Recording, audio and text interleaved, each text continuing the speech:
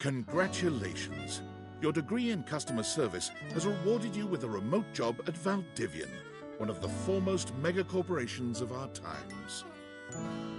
Though your house may be large, it is empty, and its halls long for visitors. The sticky notes on your bulletin board remind you of your ultimate aims, but for now, it's time to get to work.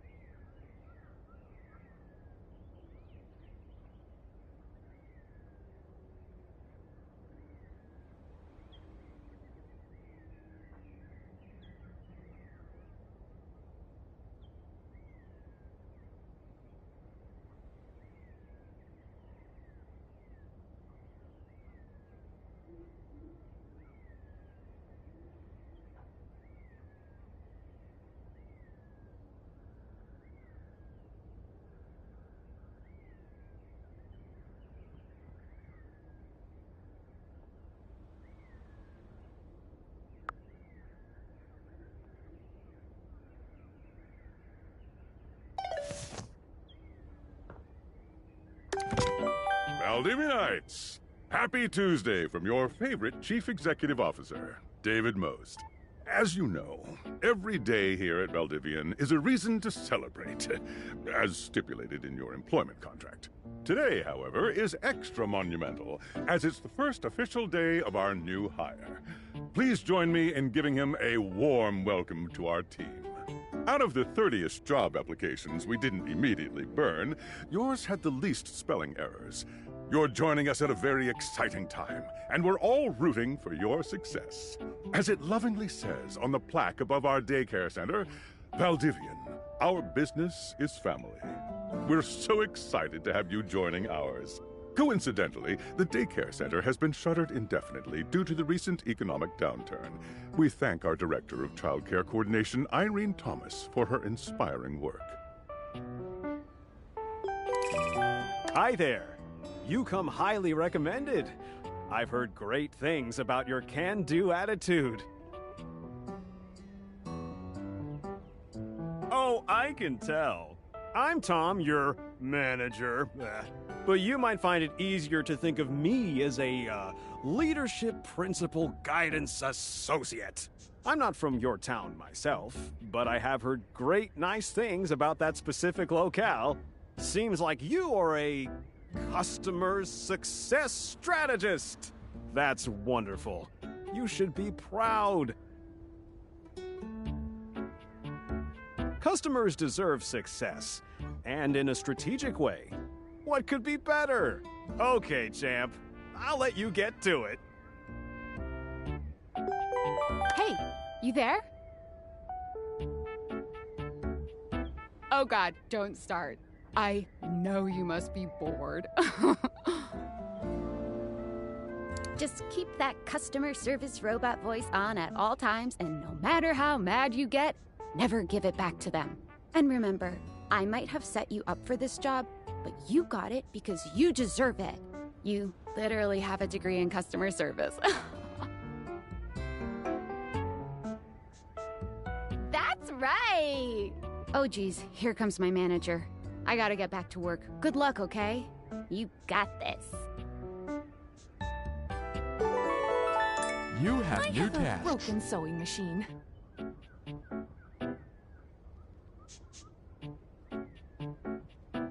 No? I'll try again later. Hello, I purchased this book and I'm extremely angry about it. Is there a manager I can speak to?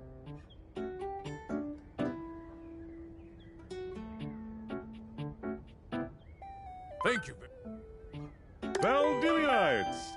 Salutations from the chatbot that has replaced your CEO, David Most. Just kidding. CEO is an extremely important position, and there is no way... Humanity is absolutely integral to the transformative work we do here at Valdivian, and I will defend the essential importance of human contributions in every single aspect of this company. Excluding, of course, the following departments: sales, marketing, finance, legal, operations, public relations, communications, product, research and development. If your department has been affected, speaking of, please join me in bidding a fond Valdivian farewell to Glenn Bernard and the amazing artificial intelligence team that built the Val 9000. While the Val 9000 has unfortunately determined your incredible skills would be better utilized elsewhere, your contributions to our shareholders won't soon be forgotten. Champ! Got a quick minute? Oh, knew you were always good for a quick minute. The thing is, Valdivian has done some really intensive research. And it looks like Val 9000, the latest iterative AI tech, is going to be taking over your job for the foreseeable future.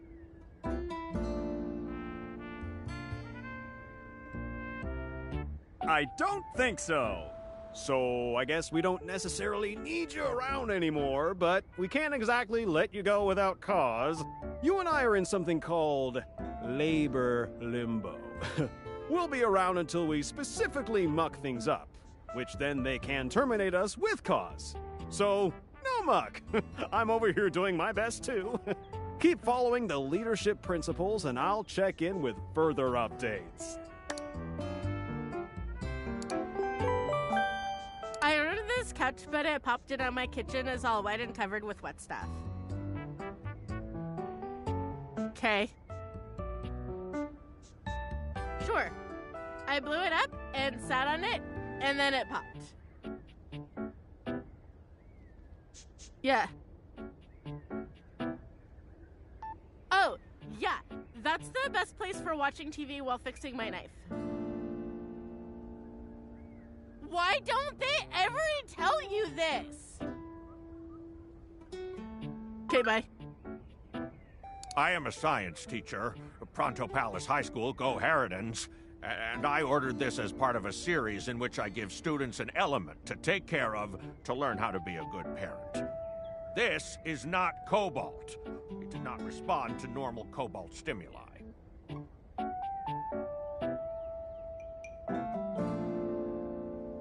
Well, normal cobalt is ferromagnetic. This is paramagnetic.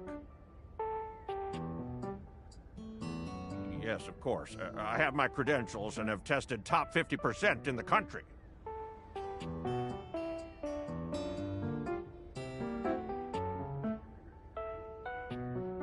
Meeting?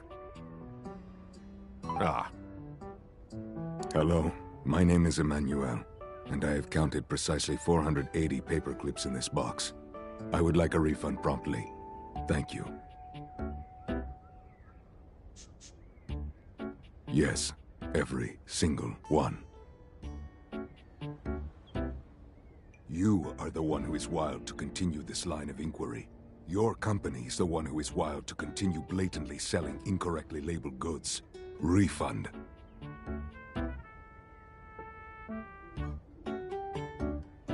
Thank you for noticing. Have a happy day to you and your soul. So, are you one of the affected people? I mean, I knew this was coming soon, but like, didn't expect it today. Sorry for getting you this job and then getting you fired.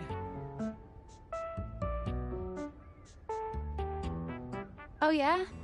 That kind of makes sense. In a completely twisted way, of course. Well, they're gonna lock you out of here on your computer, so we can't talk here anymore. Are you on Discord? Well, you do now. We should talk there more. Who knows who's listening to us here? Talk to you later.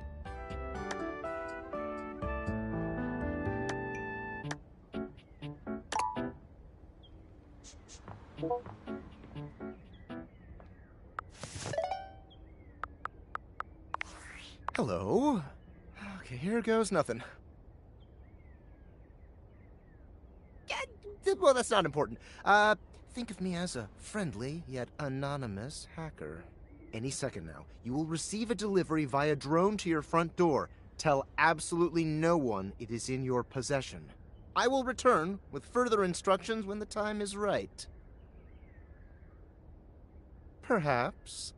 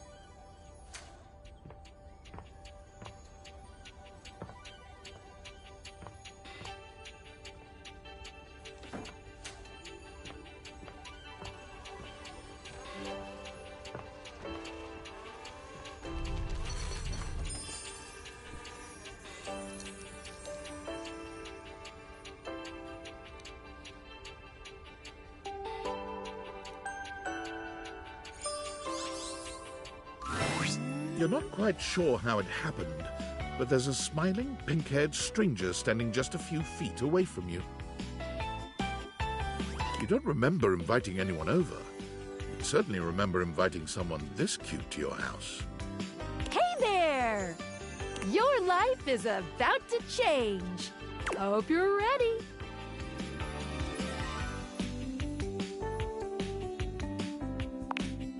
You know it. But I'm not just any pair of glasses. I'm here to help you out. I'm a pair of Date Theater glasses. My name is Skylar Specs. Woohoo! My lenses have special properties. They allow you to directly acknowledge a thing's existence, or date. You see all the things around your house? Things you might have taken for granted? Now you have the power to get to know them better. A lot better. And I have a feeling, just a silly old little feeling, just a grumpy feeling in my little tum-tum, that it'll help make your life a little bit more richer. And maybe find some love. Love that is all around you. In fact, let's go on a date right now. So, we are going to awaken our first dateable object.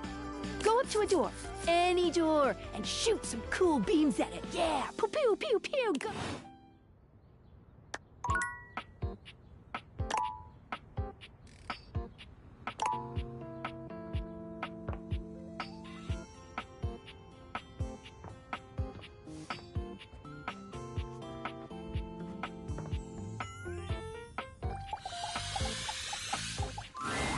You're still standing in your house, but the unbelievable amount of bouncer energy radiating from the tall stranger who's just appeared in front of you would have you believe you're standing outside of a club.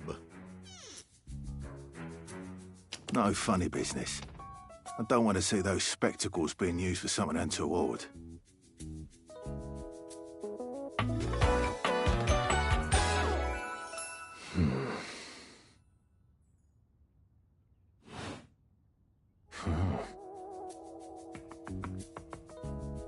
Hey, Dorian. Trust me, this is going to go super well. You sure about that?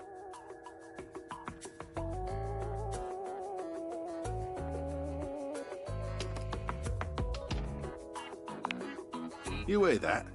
Chaos reborn. No, it's just them messing around with some funny options, I swear. After awakening an object for the first time, you get to speak with them here. You get to speak with each object once per day. We get a little knackered by using this newfangled date theater rubbish, you see. Sometimes when you reach a certain level of affection with a dateable object, there are 3 statuses: love, friendship, and hate. Love can get you towards some really special paths for those you are truly interested in. But it's not necessarily the best of the options in my mind. Dorian is a big defender of friendship. If everyone were friends, the world would be an awful lot safer, in my opinion. I've seen the complications of love. I've lived through the jealous quarrels of hate. The true bond is one between 2 friends with none of the intricacies of romantic tension. That's our bouncer Dorian talking, but you can go toward whichever one you like. Even hate, which isn't my fave personally. You speaking of Reggie? Ugh, don't remind me. Human, you seem like a good sort. So we'll be friends. For now.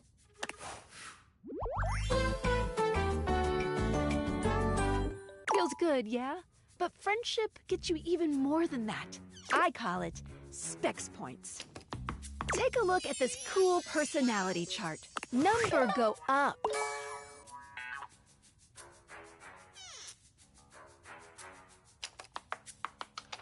Each dateable object has points to give whenever you achieve an official relationship status with them. Get more of them to be able to choose some more advanced options. What the hell? You can check out your Specs Points on your phone, which... Wait. We gotta talk to your phone. Duty calls, love. Bye, Dorian. Take out your phone and then shoot my beams while it's out.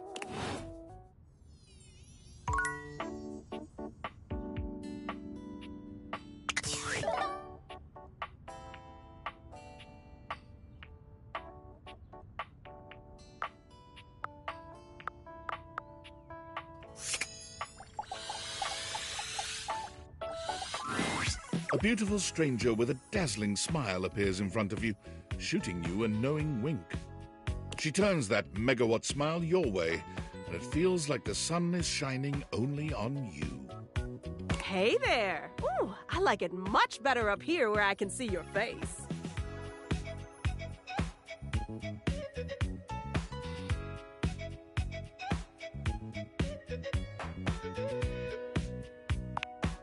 Your life just got a whole lot better.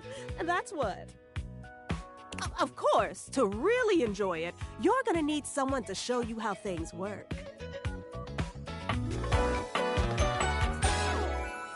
Hello! Hey! Oh, you must be Skylar. Glad we've got the human on board with the latest tech from Valdivian. I've been doing a little tutorial with him about how things work. Oh, well, my sweet human.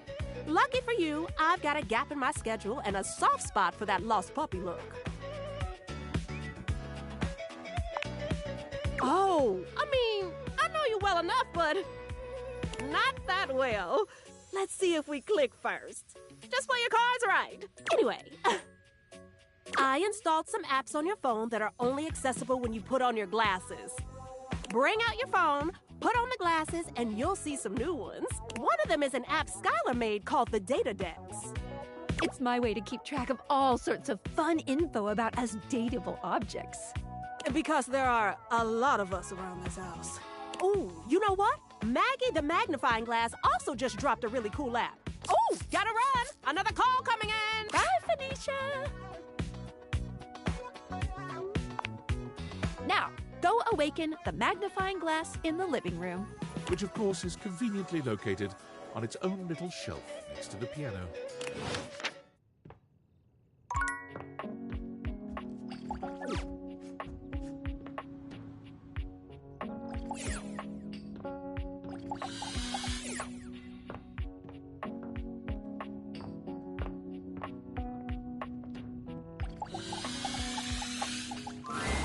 There's a distinct air of mystery to the private eye that stands before you. She reminds you of the old detective serials your parents used to watch. She gives you a scrutinizing glare through her magnifying glass, one eye comically enlarged. It's especially goofy looking to see it on someone with glasses. Well, well, well. What have we here? Aha! I think I've seen a description for someone wearing just such a fantastic red shirt. You're not a suspect, are you?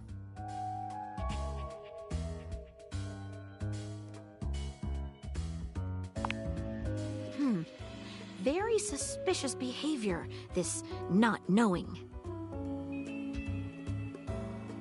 Maggie, it's our human's first day talking with us. Go a little easy on him. Interesting. These glasses come in from the outside and are already trying to influence my case? Trust me, this human has a lot of potential to make this house a better place. Doubt it. Regardless, as you are the human, I should give you a way to track down all the suspects yourself to keep you on my side, hopefully. I call this feature Rumors. It's installed on your phone. Ooh, that tickles. Unlike Skylar's Data Dex that gives you the lowdown on those you've already met, Rumors tracks clues you've been given to locate all the pesky, hidden objects that are tricky to find. It's good for rounding up suspects, tracking down evidence, and getting a sense of the household scuttlebutt.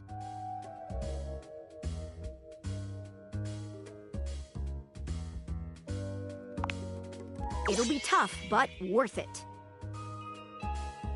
The more you find, the better your specs will be. Take a look at Rumors in your phone. It'll help you. Good luck, Gumshoe. It's getting late. Who should be the last one we talk to before I run out of charges? Oh, check out that rumor Maggie gave you if you need ideas. Wink, wink.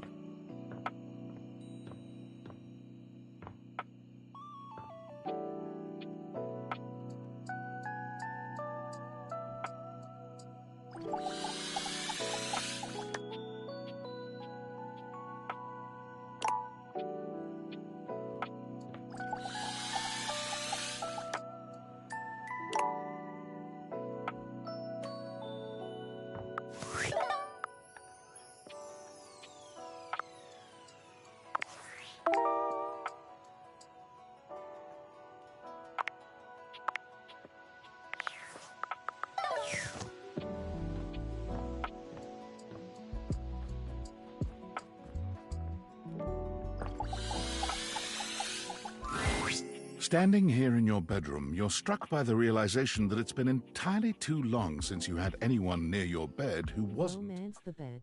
Well, you. Damn. How strange, then, that the beauty standing before you feels so familiar, even though you're certain you've never seen her in your life. She's all curves and comfort, a soft body and softer facial features that seem to invite one closer subconsciously. She's positively enchanting. Hey there, stranger. Because you do. I'm Betty, and I'm your bed.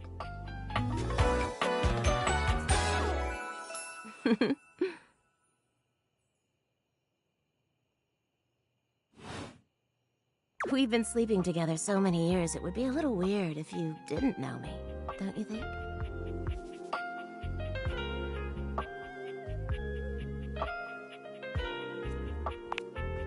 A beautiful bed, anyway. It's a shame for someone as cute as you to be alone for so long, isn't it? Will you be bringing someone back here anytime soon?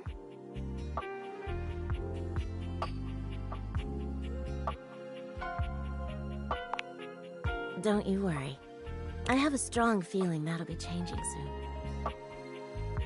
Oh, by the way, Skylar told me everything. But don't you worry, I might be here now, but you can still sleep in your bed just like you always do. You can choose to talk to me or not, but I do hope you'll come talk to me. It'd be nice to finally get to know each other.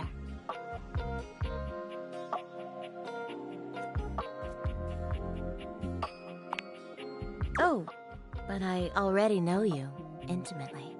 But I suppose it wouldn't hurt to know more, would it? Well, anyway, I'll be here. See you tonight.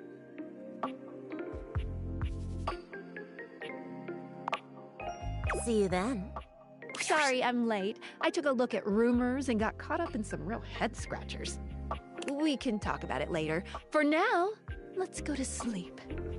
Today, I kept you on a tight schedule, but tomorrow is a brand new day, and you can truly experience your new powers to your heart's content. Oh, hitting the hay already? Come get comfortable then. Good night. See you tomorrow.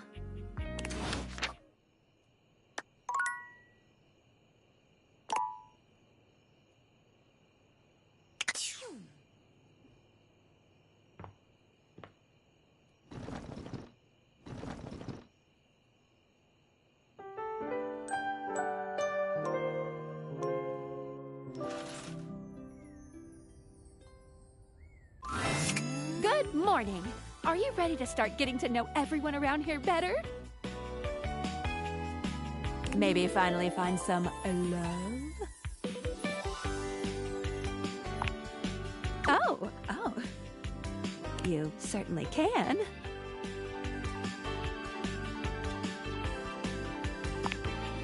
But I'm still in my tutorial mode setting. On the clock with a new user, you know?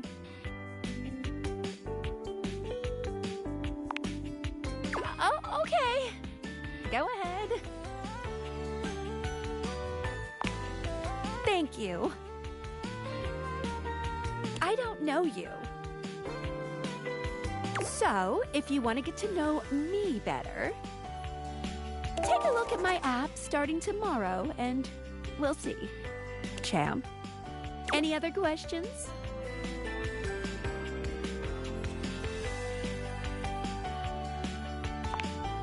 You can leave your house at any time, but,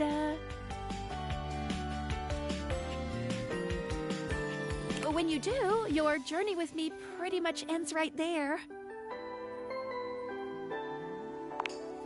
I was sent to you in secret by that hacker, and as soon as you step outside with me, Valdivian data drones will take me away.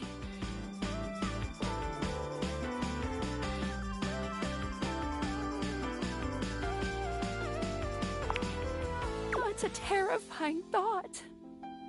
Anyway, I wouldn't recommend leaving your house now. Your adventure. Any other questions?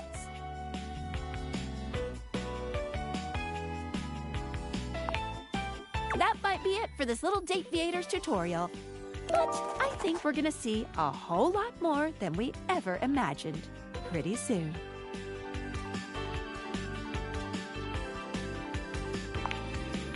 Let's date!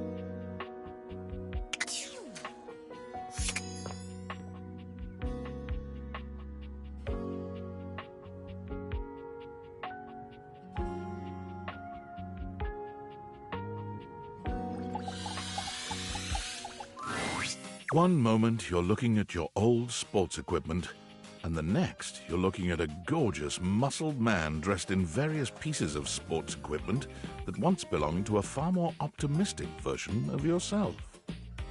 As you watch this guy go through an entire squat routine, it's more than clear that, unlike you, this guy has never struggled to maintain an athletic routine. Mid-squat, he stops suddenly, bending down to peer at you through his legs. A handsome, smiling face, boxed in by thighs so thick and developed, you're rendered speechless for a few minutes.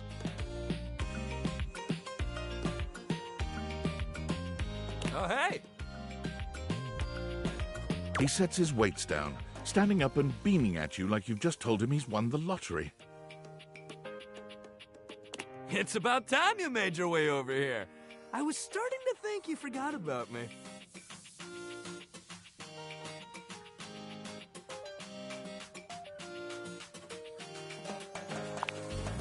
Hey, no judging here, pal.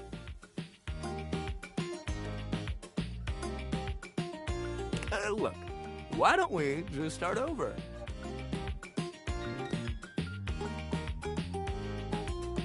The lights dim, and a spotlight appears from... you're not quite sure where, really.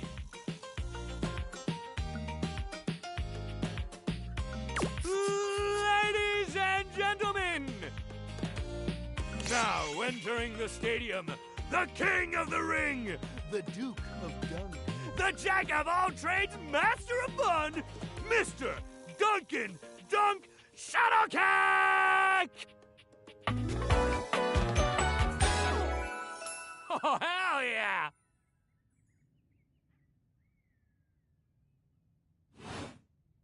Hey, thank you. He goes through a few poses that really make his abundant muscles pop, looking at you with the grin of a confident athlete.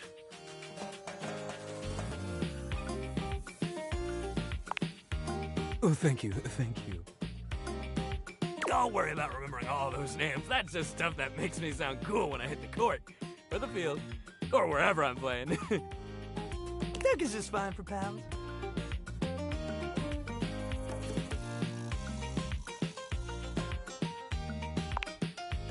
Totally! We might have just met, but strangers are all just friends you haven't met yet. Anyway, it's good to see you here finally. He grows very serious, placing a strong but gentle hand on your shoulder. What happened, man? How come you stayed away so long? Did someone ruin the joy of sports for you?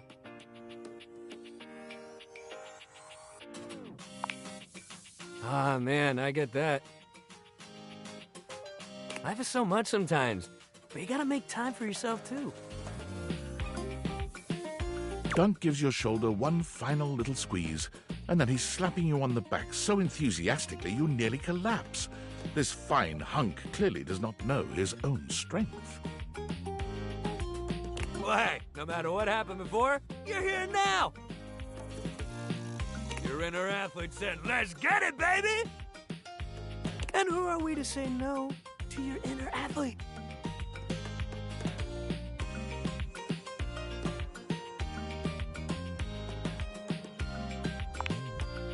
Hell yeah! Love that positive attitude! We're gonna have a great time together. We just gotta get you into the flow, but I wanna make sure you're ready for it. After all, working out without a proper warm-up is a great way to get a nasty injury. So you come back here when you're ready to get into it. Meet me by the weight rack, all right? Bring your positive attitude. We're gonna have fun!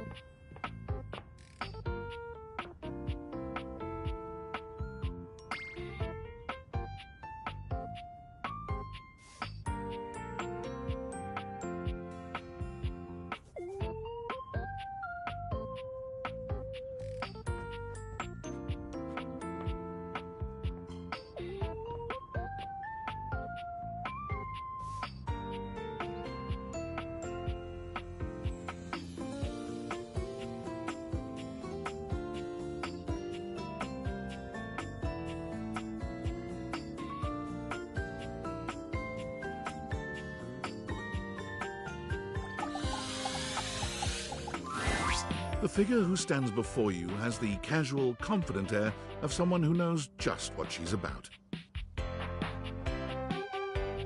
Her short hair glows with the colors of sunrise, and her blue eyes drink you in without a trace of shame or embarrassment. She evaluates you with a hand on one hip, her draped clothing subtly highlighting curves you'd never have expected from your rigid, structured window. Well, hi there. I'm Gwendolyn. Oh. And you? Well, you're quite the looker, aren't you?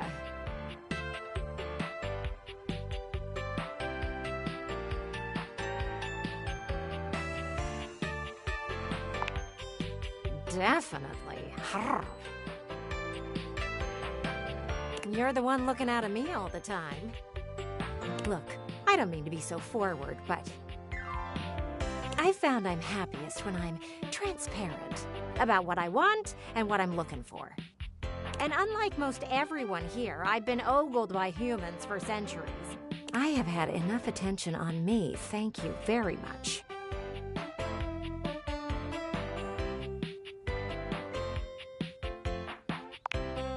Well, not too much, okay? I'd still like to know I'm providing some kind of comfort. Anywho, if I'm having to do one of these introductions, I might as well get this out of the way first. I'm only looking for one thing in a relationship right now.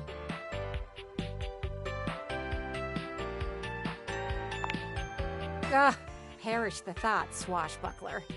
I'm looking to make some nice friends. That said, I can't say I'm looking for anything too serious right now.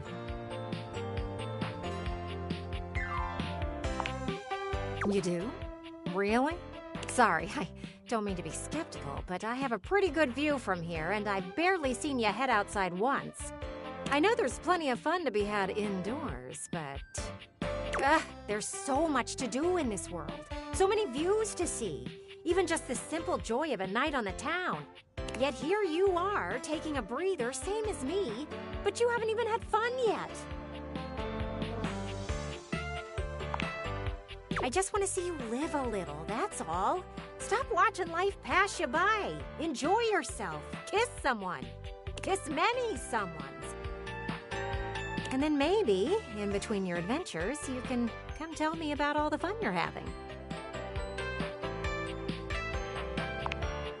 Over and out. Oh.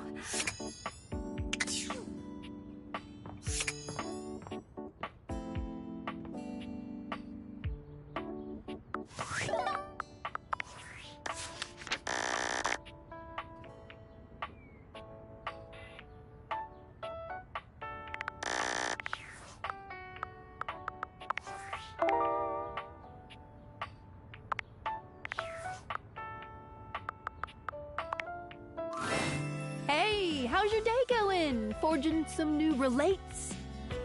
That's short for relationships. I think about this stuff a lot.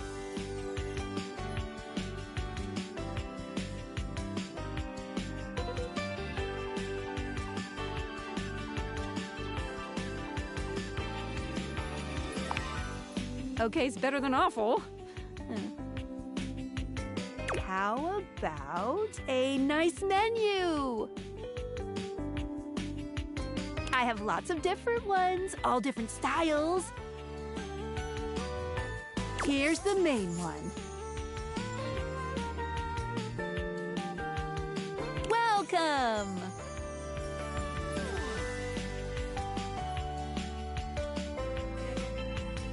What can I do for you in my main menu?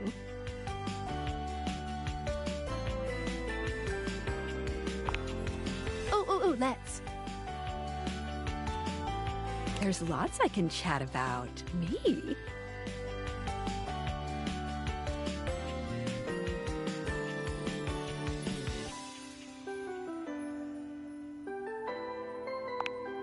Relationships?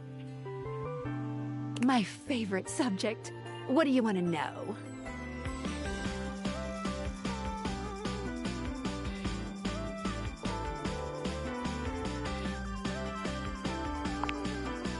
Oh, you want to date me, eh? It's possible, you know. You just have to, ask me about myself.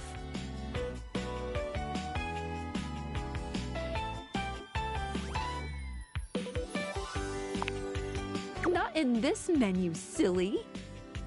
I prefer not to be that obvious about it. I like to be wined and dined. It's the chat menu. What do you need?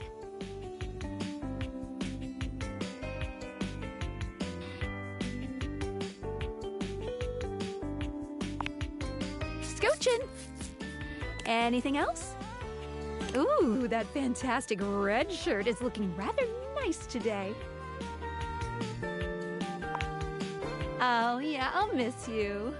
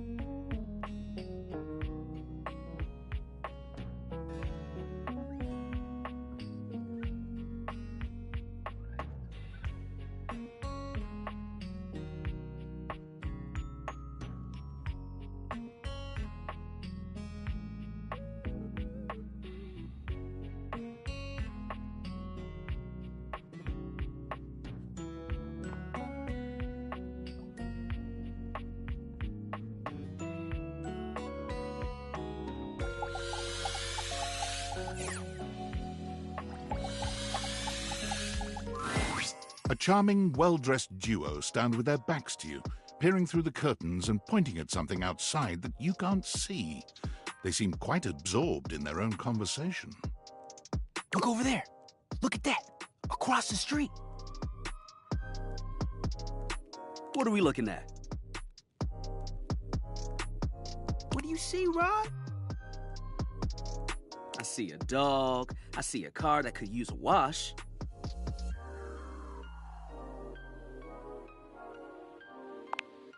One of them turns to you, holding up a finger before turning back to his friend.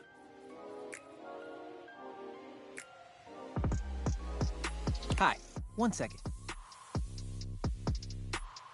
Now, why in the world do you think I would care a single thread about an unwashed car? I don't know what you want from life, Kurt. The shoes, my dude. The shoes. Oh, you were looking at the neighbor's shoes. Those are nice. Right? That's what I'm saying. Hold on. Those are way better than those shoes we saw last week. Ain't that the truth? Only time I wish Wendelin would have fogged up. Those kicks could have kicked rocks.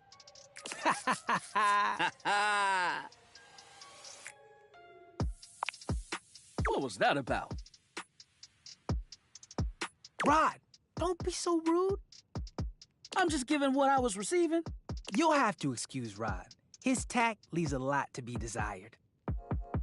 There you go, talking about me like I'm not here. Nah, I'm talking about you so you can hear. There's a difference. See, that's why your seams are unfinished.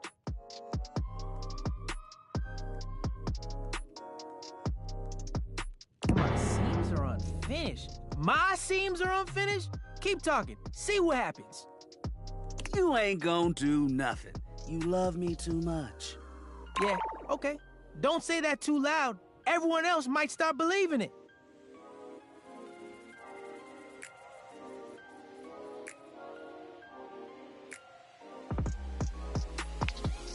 Kurt and I have been together forever.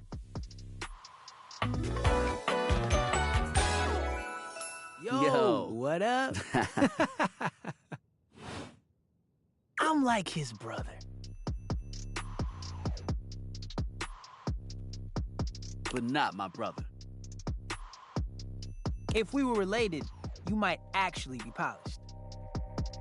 We both know you wouldn't look good unless you were next to me. Who told you that lie? Say, who do you think looks better? Me or this delusional drape I call my friend?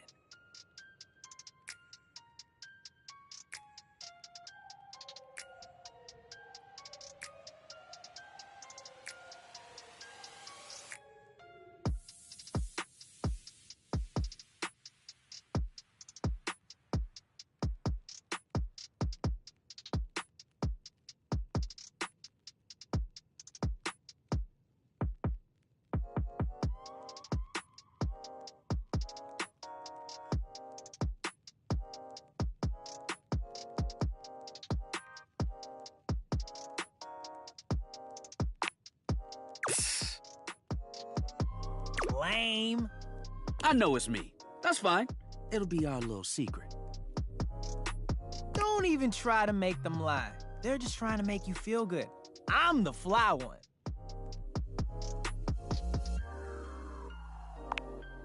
One thing you gotta realize is that we aren't mean to each other. Nah, this is my homie. For life. We're just a little shady. Being shady isn't always a bad thing. Oh, to the contrary. I'm shady all the time to Kurt. Why? Because I love him.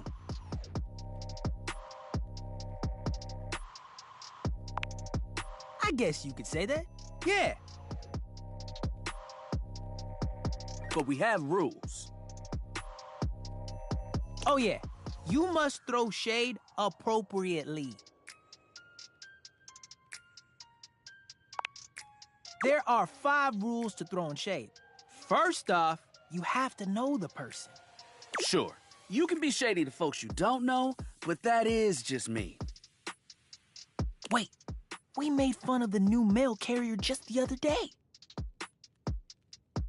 That's because they were wearing that uniform with open-toed sandals. With socks. Oh yeah, they asked for that one. This rule is one of those do as we say, not as we do things. Unless we ask you to do it with us, at which point you better come correct. Which brings us to rule number 2. If the roast ain't hot, you're toast. The shade is all about the laugh at the end. Maybe even a strong guffaw. A guffaw? Are you a cartoon dog person? 'Cause if not, I best not hear a single guffaw out of you, Rod. Keep your aim true. Never bring in secondary parties. Others shouldn't be collateral damage because you decided to mix patterns and it turned out unfortunate. I tried to throw shade on Kurt's mom once. Mrs. Chiffon has never done anything and she will not be brought into this foolishness. Okay. Rule 4. Read their body language as you read them down. Everyone has their line and their limit. Don't be so caught up in the goofs that you step on that line. It's easy to be on a roll and run right over your friend. Which is why rule number 1 is important. If you don't know them, you don't know what might actually make them upset. Right, like I don't talk about Rod's crush on the blinds at the last house. Dude, not cool. Sorry, I was just giving an example. It's an art form. And there is one rule that you absolutely cannot break. Oh, yeah. The final rule. Rule 5 is... If someone you know starts throwing shade on your friend... You better prepare for war. It is your duty to fire back. Verbal warfare has begun. Dude. And yeah, those are the rules of shade. You got them all?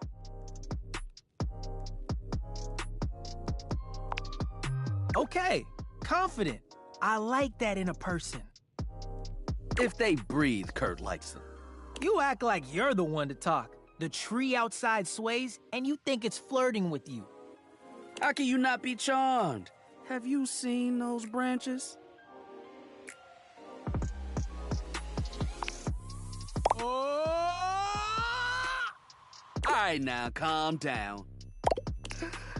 They said the grass. The grass, Rod! Oh, you can guffaw, but I can't? Okay. Fair. But damn, they got you. You right. That was a good one. You catch on quick. Yo, Rod, that fashion student is getting off the bus. Ooh, what are they wearing? I'm not sure, but it is fly as hell. We've got some people watching to do. But come holler at us at different places. Each window has a new thing to throw shade on. Variety is the spice of life, baby. Bring your jokes. We like to keep it lively here.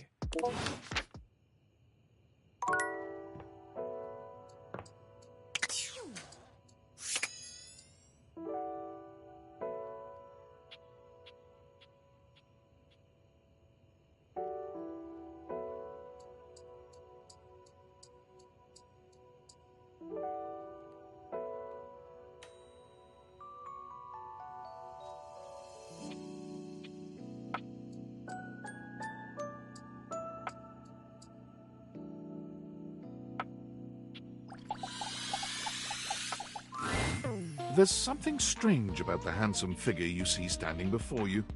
It's not his clothing, even though he does appear to be dressed in some sort of plastic armor.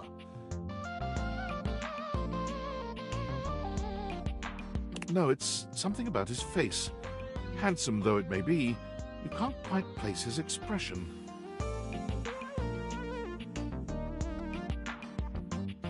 Stranger still, he doesn't speak to you at all.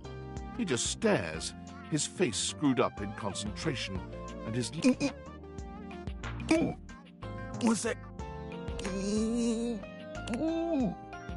He lets out the breath he's evidently been holding, bending forward with his hands on his hips as he inhales and exhales deeply. Woo! Sorry about that. Just trying to see how long I could hold my breath for.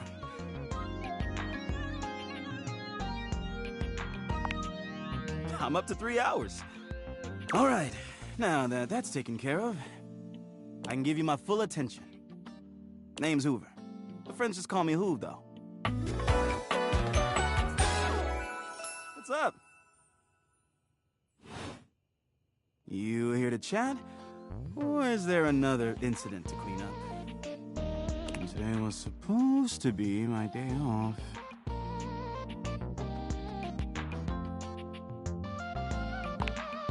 Oh no. They're wet?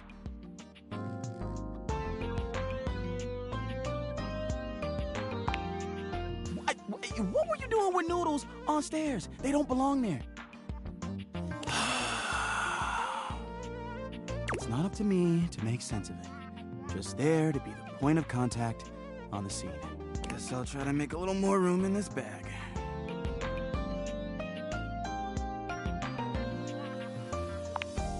It was? Oh, man. You had me going there. Gotta say, I'm relieved.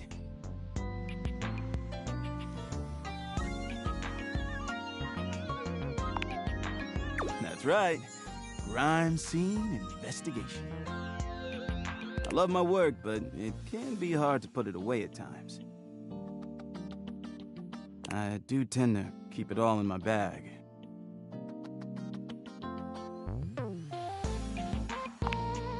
Oh, there's plenty of room in there.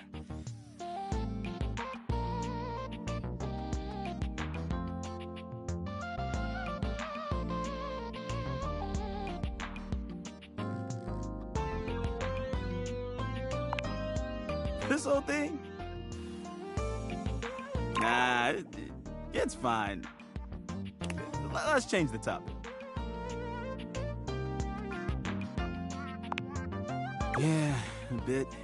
It's been a long week. But I enjoy working hard.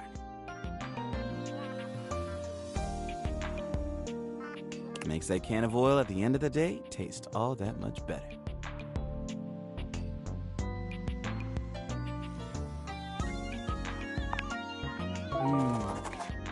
Probably trying to get stuff out from under Koa. Sometimes he can be a bit too easygoing. He just lies there and I've got to work hard to clean up around him. But I love the guy. Can't help but admire his chill. Hey, it's been great talking to you, but I gotta finish up my... How about you come back and see me next time you got a minute? I feel like I haven't gotten out to do something fun in a while. And maybe the two of us could...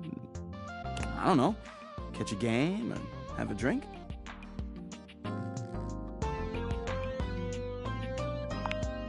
You got it.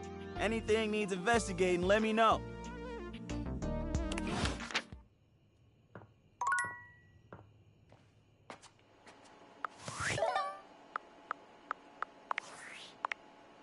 Hey! How's things in labor limbo? You been using all that extra time to do anything fun? Weirder how? What, just out of nowhere? So what was it? Like what?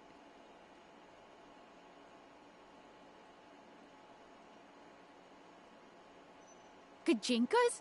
Human versions of non-human shit? I know you've been watching too much anime. What do you mean? More? I'm still on the first part. You understand how insane you sound right now, right? Like, if you were literally anyone else, I'd be like, oh, this person thinks I'm stupid. You're serious? You're not fucking with me?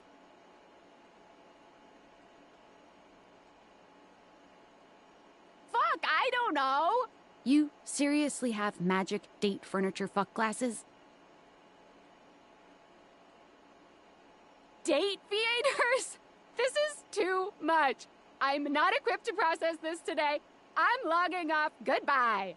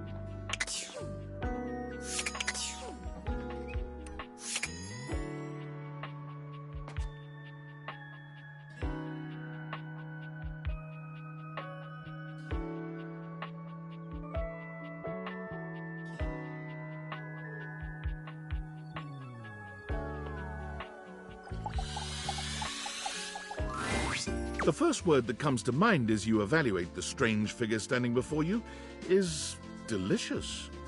You don't even intend to be salacious, it's just he looks edible. His long blonde hair calls to mind ramen noodles, but his entire outfit is a culinary journey around the globe. Good evening. Do have a seat. I'll be with you in just a minute. Glass of wine? Surely you can do better than that. This fine white has a light body and is rather dry.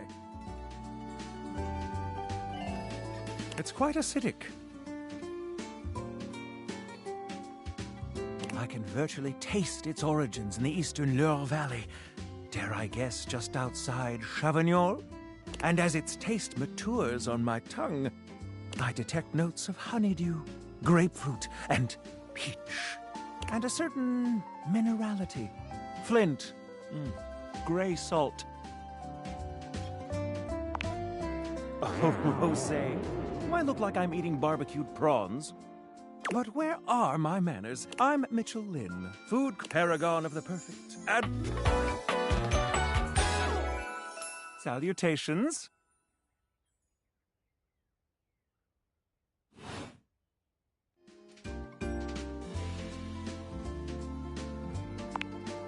What, pray tell, does that mean?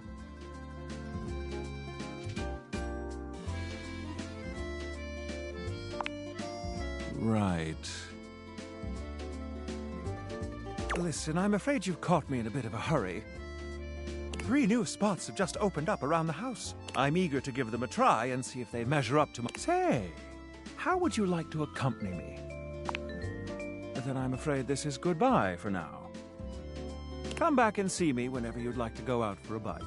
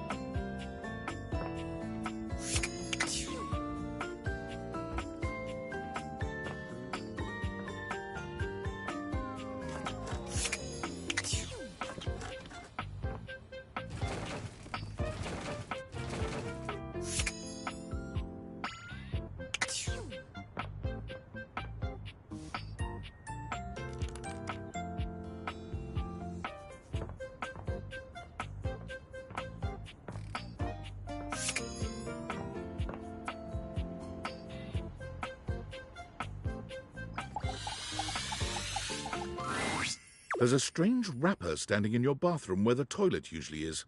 He's dressed in white and gold, but where his outfit is clean, the look he gives you is downright dirty. While you might be curious about this toilet man, it seems more than clear that curiosity doesn't go both ways.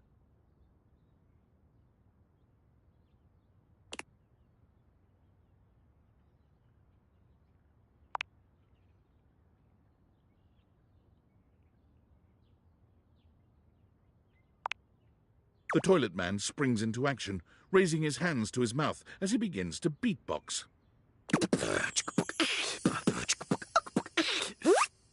Lil Crapper, the rapper, he knows how to go. Plumbing and drumming are both about flow. You block his pipes, he'll be ending your life when he slams your head into the bowl. Oh, on a toilet roll, Jean-Luc Pissoir, out of control. Over, under, never, blunder, spitting more words than an ancient scroll. Ugh. Do not say dope to Lil Crapper. Dope is what the junkies hide in these cisterns of innocent toilets like Jean-Luc. Jean-Luc sings all about this in Lil Crapper's latest album, The Teepee Hippie. Anyway, you know Lil Crapper. You love him. Everybody does.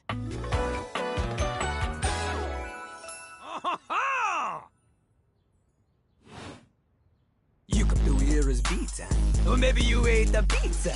You come to take a seat so you can deposit the food you eat.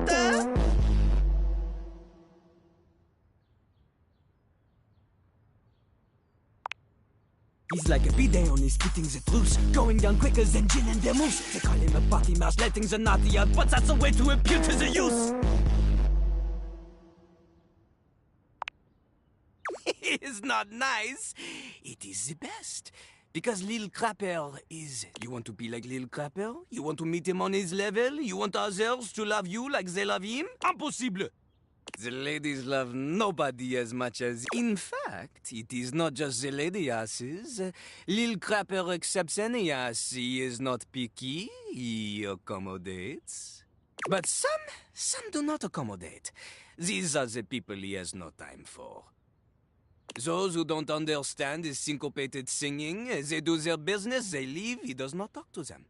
You want to hang with Lil Crapper? You do as he does. Not just rap, you need to show him that you can crap. Oh, you misunderstand him. Crapping, short for cool rapping. Lil Crapper is always crapping. Now it's your turn. Show him you can crap.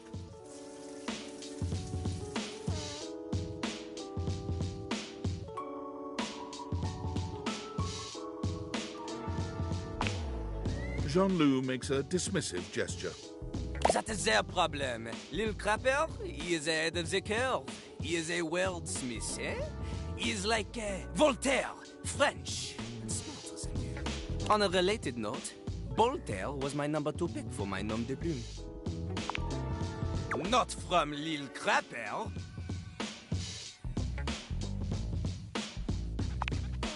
Lil Crapper is not a teacher, he is a test. You study on your own, but if you can match his rapping skill, if you have the skills to woo Lil Crapper, then any partner will be within your reach. In fact, if you can match Lil Crapper in a crap battle, then he will fall in love with you. Enough! Lil Crapper can sense you are unable to hold. So, what do you have what it takes to face Jean-Luc? Correct! Jean-Luc is glad you are rapping. She comes from the art, like that little rubber bit that comes undone sometimes and the water keeps running forever. You need to experience life before you can spit it out in alternating phonemes adhering to some sort of a rhyme structure. As you are, you have no chance to defeat Jean-Luc. You want to clash talons with these 2 gallant stallions? Go! Return to Lil Crap.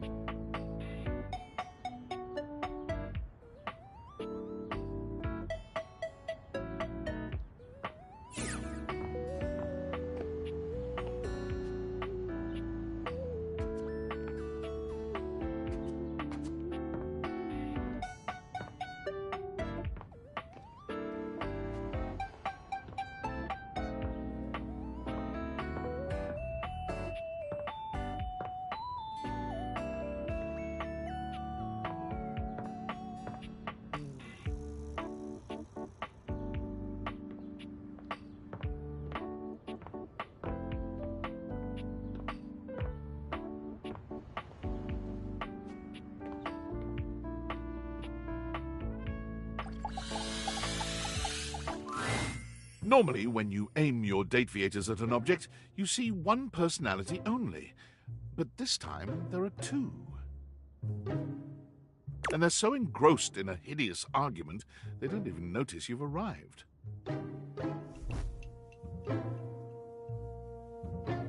One is dressed in woven straw, with clothing in a basket on her back, and a shock of red hair that runs down it. The other is only just visible under a messy mop of dark hair and a pile of dirty clothes he's draped all over his body. Do you think I'm stupid? You think I can't see what's going on right in front of me? I never said you were stupid, but I am starting to think you're insane. If I'm insane, it's because you make me that way. Yeah? Without me in your life, you'd be real fucking normal, huh? Like you don't cling to literally anyone in your life the same way. I wouldn't have to cling if you would just stay where I can see you. I am here literally every day. I can't have a minute to myself. Both of them whirl around to face you, their expressions changing immediately. Oh, hi!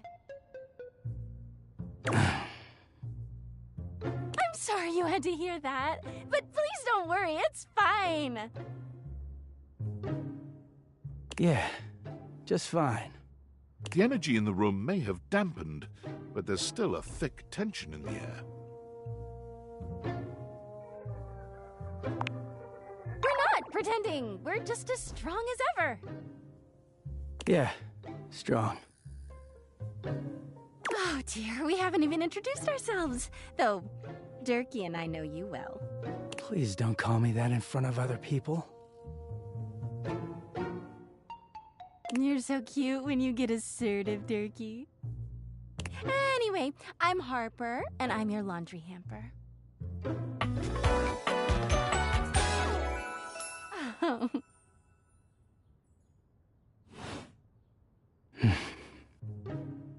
I'm Dirk, and I'm your dirty laundry. Mm-hmm. Oh, I'm getting a reading. It's a secret feature. It's called Content Aware. It goes off whenever I have the feeling that something a little off-kilter might happen. It gives you the chance to see if this dateable might be someone you might want to skip due to content concerns. If you're worried that you might miss out on points or stuff, don't get your tushy in a twist. I'll take care of the dirty work for you. No penalties incurred, I swear. Pinkies! If you're interested, you can turn it on now. You can also turn it on or off anytime I see ya.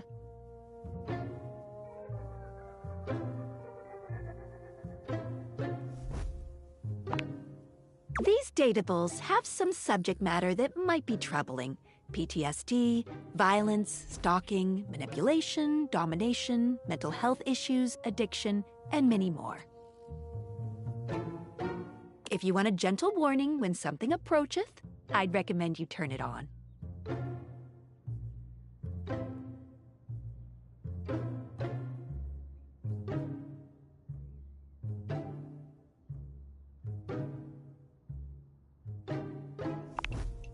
Okay, back to it.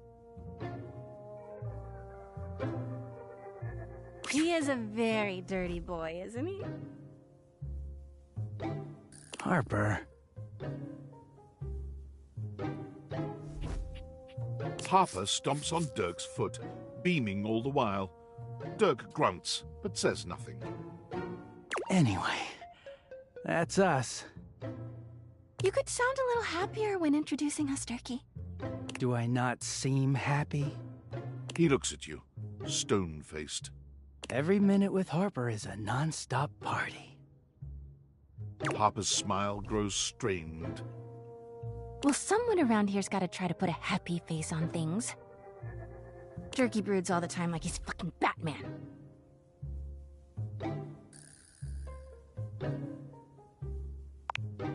Right? No. You know, the baseball-themed superhero who patrols the stadium of Baseball City. Kinda weird you've never heard of him. Don't be rude, Durkee. I'm not. It's just surprising. Not everybody keeps their nose in a comic book like you do. Well, not everybody needs the level of escapism I do. There's an awkward silence, and then... You know, because they're not dating the laundry hamper equivalent of a bamboo finger trap. Harper is silent for a very long time, but you can feel another argument coming. Just as she opens her mouth, you speak first. You too, honey. Come see us again sometime. The look in Dirk's eyes seems a bit desperate, as if he's silently pleading with you to return. You can hear Harper and Dirk's raised voices long after you leave the room.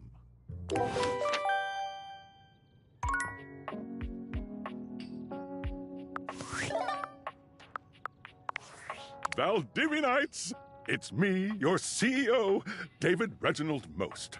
I'm writing to you from the awe-inspiring beige pavilion at the historic Cottonwood Hotel just moments after stepping off the stage at the Valdefest keynote. Let me tell you, the room felt positively electric. And not just because of the incredibly dangerous grounding issues we discovered in the speaker system. No, tonight, our consumers, employees, and shareholders were absolutely buzzing at the launch of Valdivian's newest initiative. Bigger than a self-driving stroller. More revolutionary than Peninsula.com. Tonight, we unveiled to the world our strategic partnership with the U.S. government's Department of Overseas Violence. While the specifics of this groundbreaking collaboration remain on a need-to-know basis, I'm looking at you, Erwin, in product development. We are confident this partnership between the world's most exciting corporation and the most deadly military on Earth will absolutely thrill, inspire, and delight Valdivian superfans the world over. For everyone who helped produce or even just attended this year's keynote, please find me at the after-party so I can thank you personally. I'll be parked all night next to the Virgin Mojito Bar between the fax machine and the crawfish buffet. Semper Fi!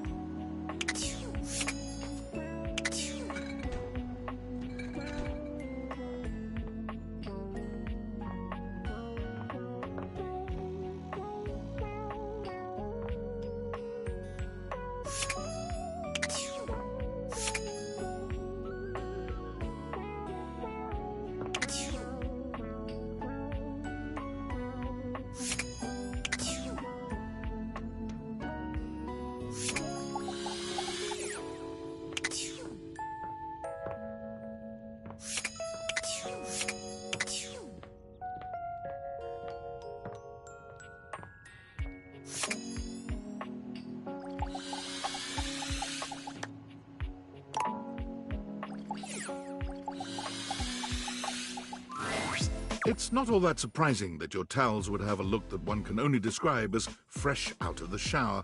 The fluffy terry cloth clothing and glistening skin are expected.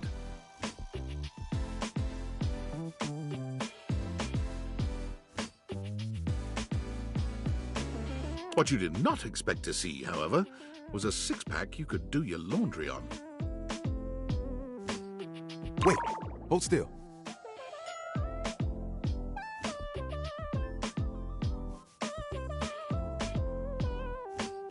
He holds his hands out in front of him, stopping you in your tracks. Hi. What the hell? Romance the bed. Damn. You didn't do anything.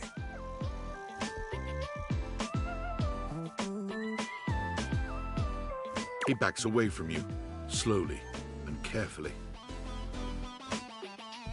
Just don't move. Ooh, there's some water on the floor. Let me get that before you slip and fall. He bends down to mop up a tiny puddle, standing back up with a grin. There, all good.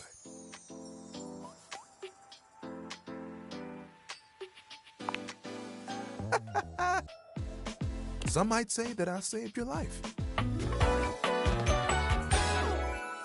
Hey, hey!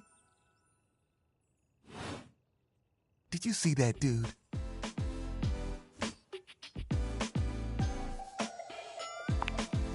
Tyrell shifts uncomfortably, seeming to address someone you can't see. Ah, come on, man. I know I'm bombing. He gives you a sheepish little smile.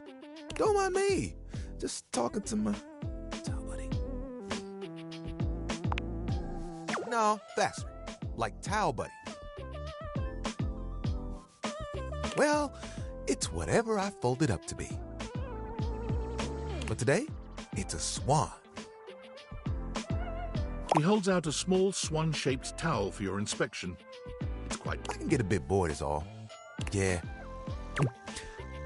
You and Tyrell look at each other, neither of you speaking. The silence... Come here often? Right. I'm coming off a bit dry, aren't I?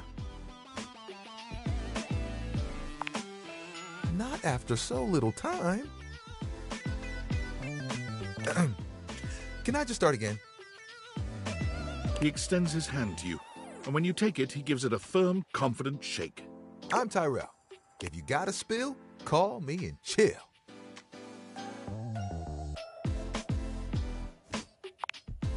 It's just something I'm workshopping.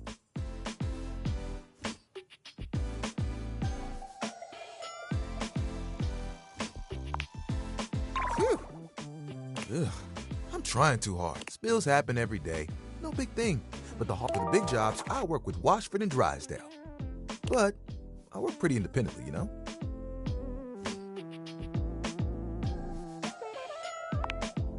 Don't I know it? Even though you don't spill too much, I'm there 24/7 on call. Not to tug on my own thread, but I'm proud of the work that I do.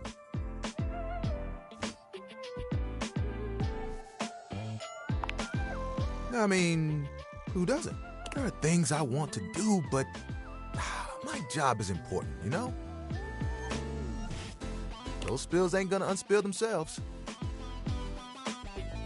And I won't be spilling things to you until I get to know you better. So, let's make a deal. Next time you see me, I'll show you something cool. And maybe I'll tell you a bit about myself. I'll show you an idea.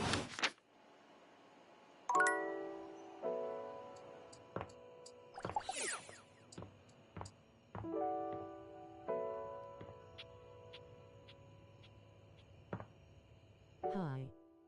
What the hell? Romance the bed. Damn.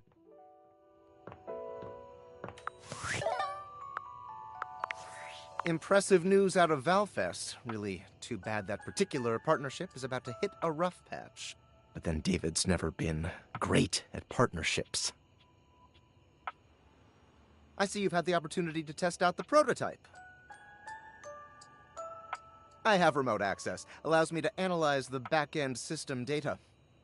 What'd you think? That I just hand over absolute control of a device this powerful?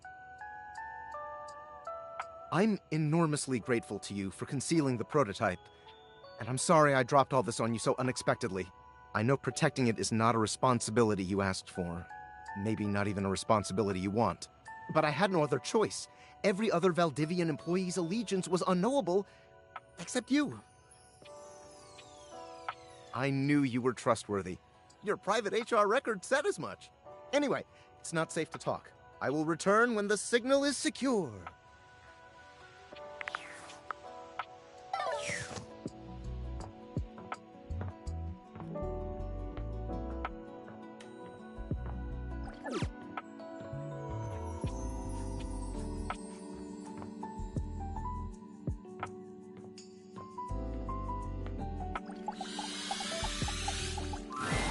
An armored warrior of some kind stands before you, a massive sack of loot slung over his shoulder.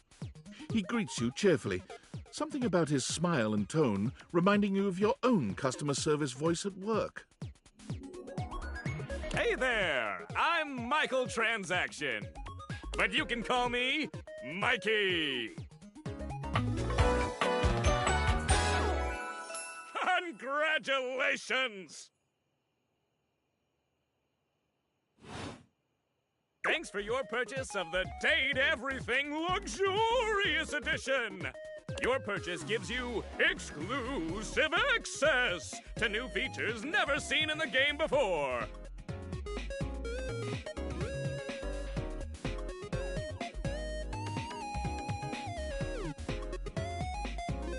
Hi. What the hell? Romance the bed. Exclusive access to the fantastic red shirt! Exclusive access to the art book!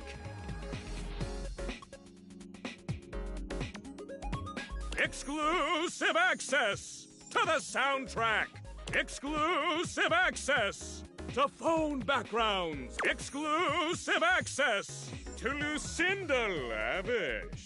And most importantly, exclusive access to me and my store, baby!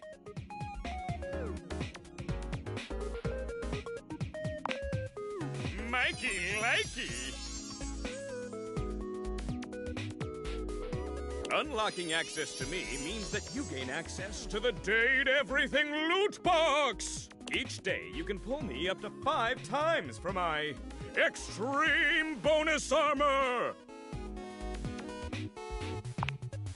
This armor is so powerful that it can raise your spec stats, meaning that you can blaze past huge portions of this game on your path to 100% completion!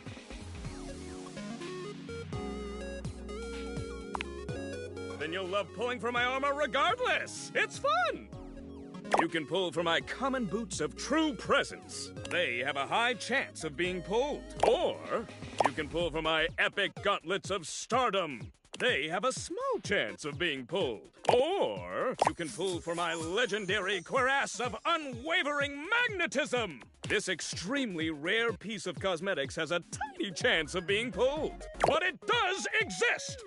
Trust me, I'm regulated by several gaming boards. It costs a mere 8 brundles for each pull. Brundles are a special kind of currency that you have exclusive access to. Good question.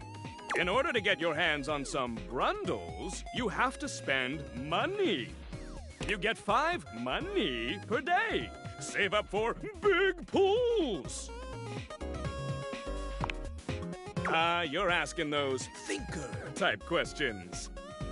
I love it, and I always have a great explanation. Oh. Well, you said money with no capitalization. That's totally different from money. You have very little money. But just by being at your home, Valdivian pays out its employees 5 money per day as a way of saying thank. Yeah, that. Come by when you've saved up enough money and pull me, baby!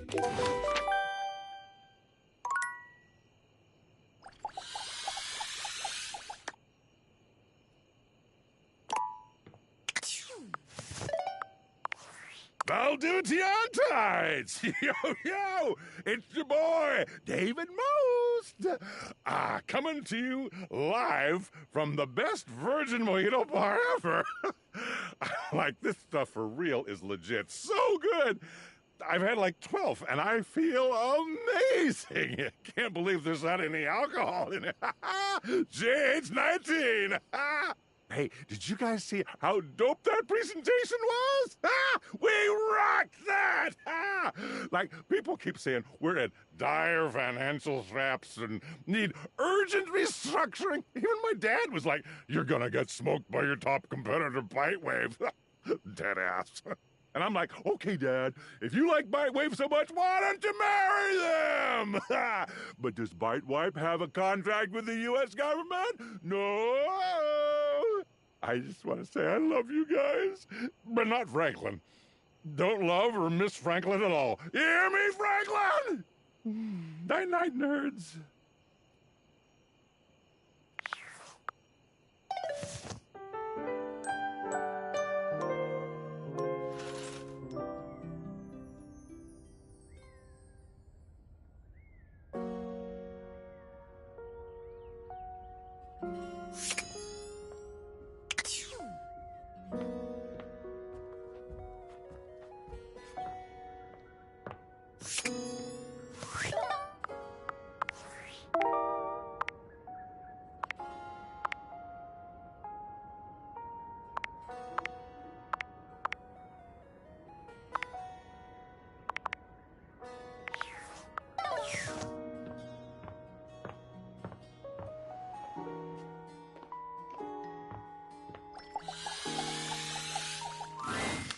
doesn't seem quite right. What you imagined you were aiming the date theaters at turned out to be... Me, Lucinda Lavish. The best character in the whole goddamn game.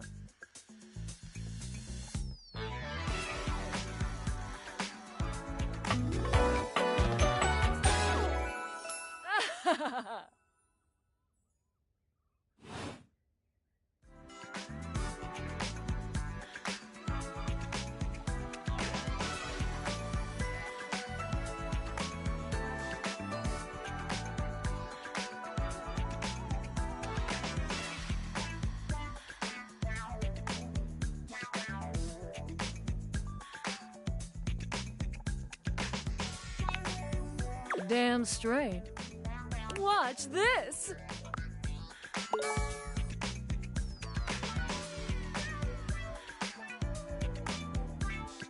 I can just do that. Make you more charming.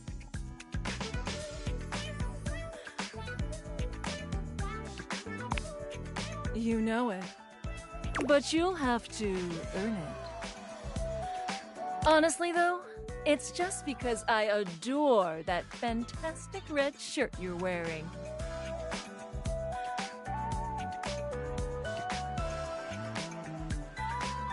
Because I made it. You bought the very expensive DLC, and I'm your reward.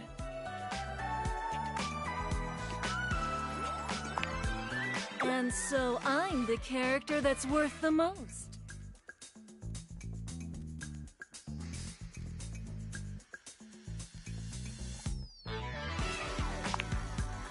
Oh, that silly little guy?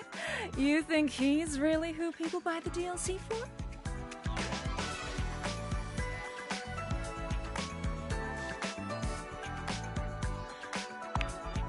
Thank you. I've got way more features than anyone else here, and I can prove it. I'm going to take my leave for now, but the next time you see me, I'll start to show you all the things I can do.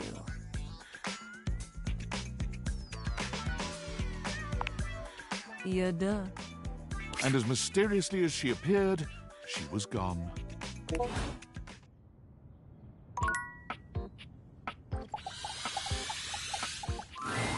Once again, Harper and Dirk are going at it when you walk up on them. This time, Dirk is the one shouting. You need to let go of this stupid Chappie thing. I'm not him, and I never will be. Don't you dare say his name. You could never be him. I envy him, to tell you the truth. He finally escaped from you. Harper is stunned into silence, her lower lip quivering for a moment before she points a finger at the door and screams. Get out! Get out and go do whatever it is you do when you're living your double fucking life! I can't wait to get out of here and not hear your shrill-ass voice! That's what I do when I'm away from you, by the way. I just enjoy the goddamn silence! Go enjoy your goddamn silence then, you fucking asshole! I will!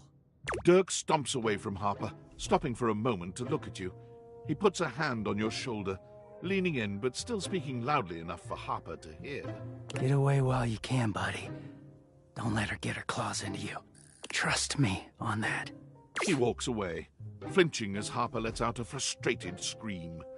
The moment he's gone, Harper exhales, turning on a bright smile for you. I'm so sorry you had to hear that. Durkee just gets so grumpy sometimes.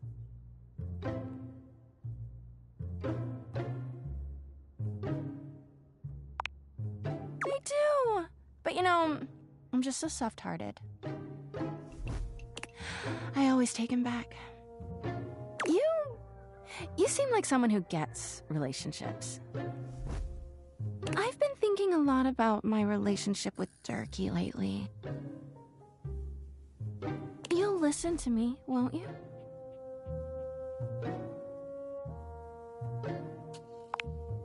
Oh, good. This way. Harper grabs your hand, dragging you over to a quiet corner of the room, overturning a box to allow you to sit. She lies on the floor, as if she were at an actual therapist's office. It all started a few years ago. A lot of things come through this laundry room, you know? You forget a lot of stuff in your pockets. Sometimes you find it, sometimes you don't. And this time, you'd forgotten chapstick in your pocket. God, what a stick of chapstick he was.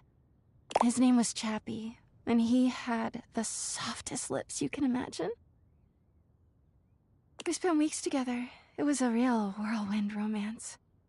He started talking engagement towards the end, hoping maybe you'd forget a ring-shaped object in your pocket one of these days.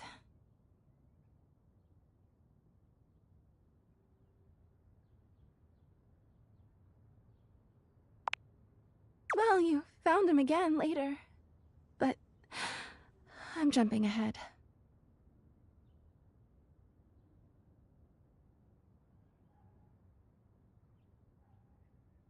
Chappie had crawled back into the pocket of one of your pants.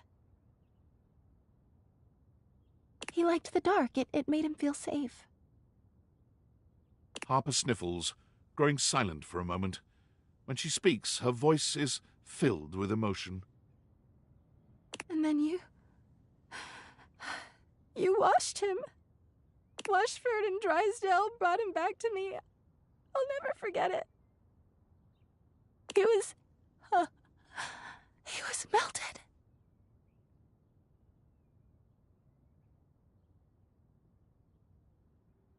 She lets out a sob. He wasn't the same after that. I tried to keep things going. Harper turns to you, sadness and anger in her eyes. But you threw him away!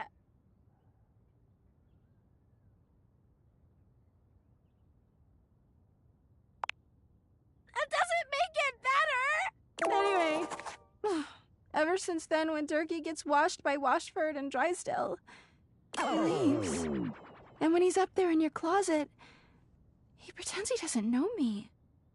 I've gone to see him so many times. I've cried and screamed and practically kicked his door down.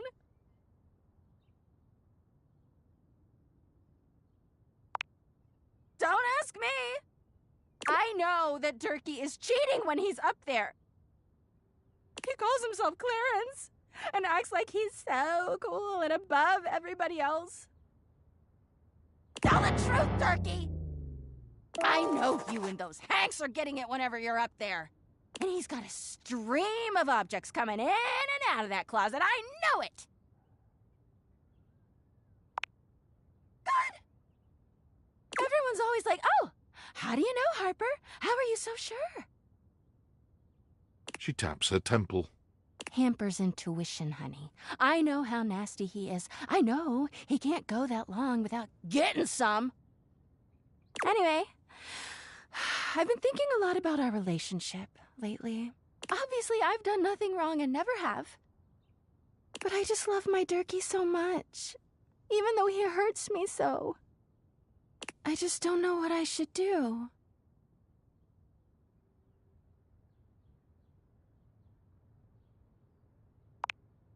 But I love him so much.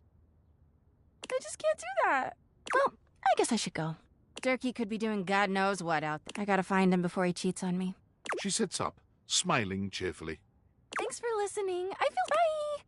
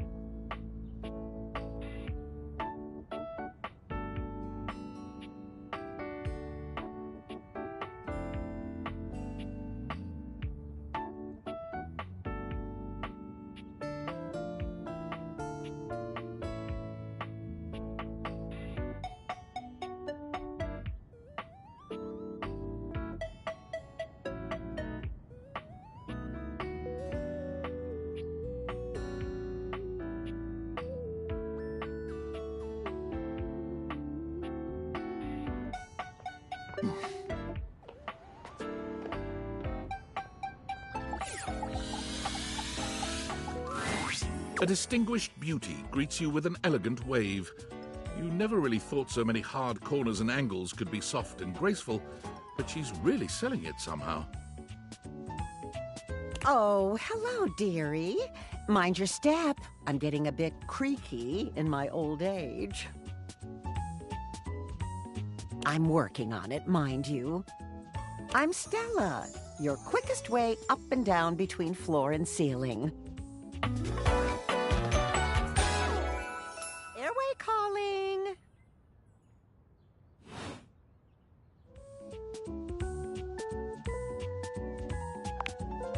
Well, aren't you a sweet summer thing?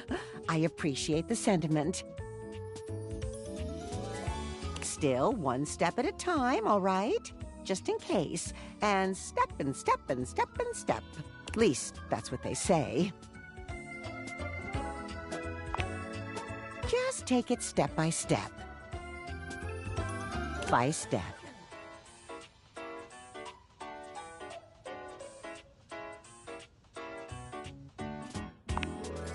She gives you a surprisingly cheeky little wink. Oh, they call it branding, apparently. Still feels a bit creaky to me, too. Self-sufficiency. You see? Well... Stella looks everywhere but at you, trying and failing to find the words. Eventually she sighs, plucking up the courage from somewhere within her. Truth be told, I'm starting a business. She gives you a nervous but sweet smile. Oh, thank you, dearie. It's all a bit exciting. I've never really had a thing like this before. A project, a goal. Never really thought I would, truth be told. You know, if you were interested, I could get you in on the ground level.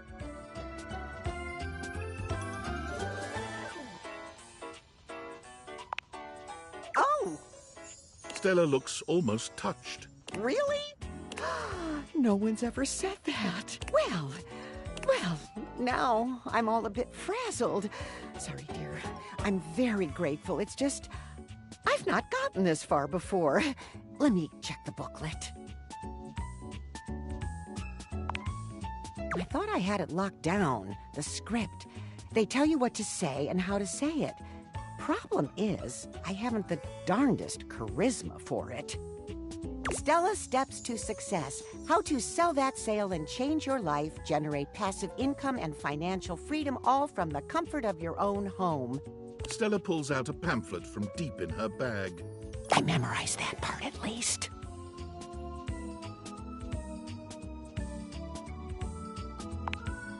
Well, let's not get too dramatic. It's hard work, sure, but isn't anything? They even tell you that. Step 37. Not everyone will make it, but drive and passion are the fuel that fans the flame. Patience is a virtue, and success is for the virtuous. Doesn't that make you want to get to work?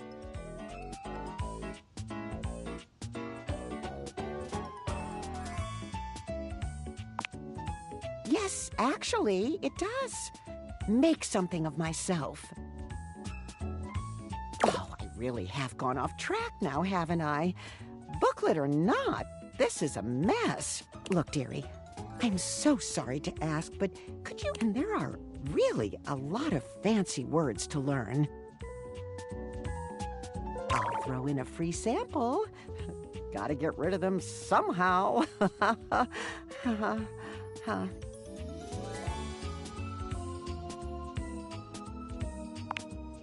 You're too kind. I do appreciate it, dearie.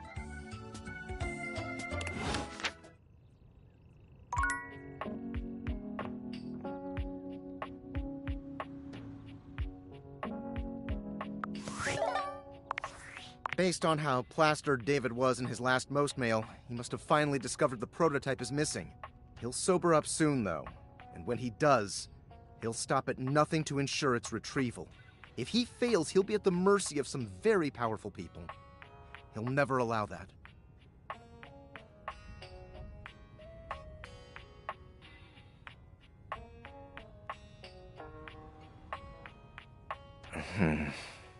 I guess it's imperative that we trust each other.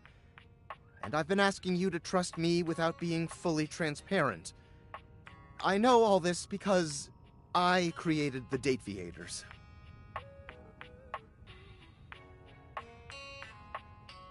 Sure. Whatever. Anyway, I can't talk now. I'm stealing coffee shop Wi-Fi, and the barista finally noticed I'm only ordering tap water. Remember, under no circumstance allow David to know you possess the prototype.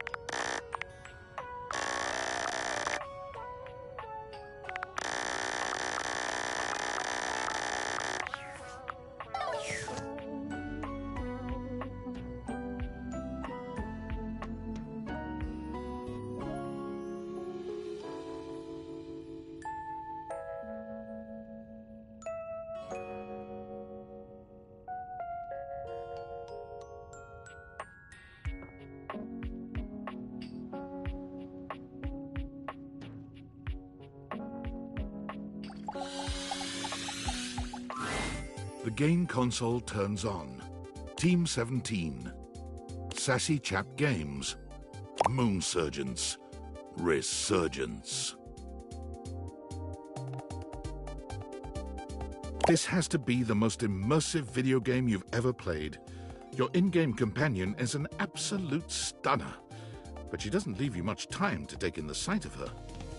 She waves you forward, looking around as though she expects an attack to come at any moment. You're here. I didn't think you'd make it back. Oh. Which way do you want to go?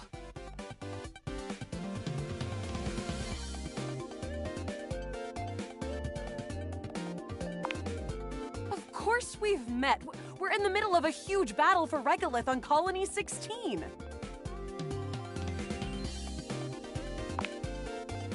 Had me scared for a second, Yael. Oh, you just equipped my Zauer rifle, which means that you're thinking of unloading a whole lot of Zaker charges on these Scroufs out here. What are we gonna do?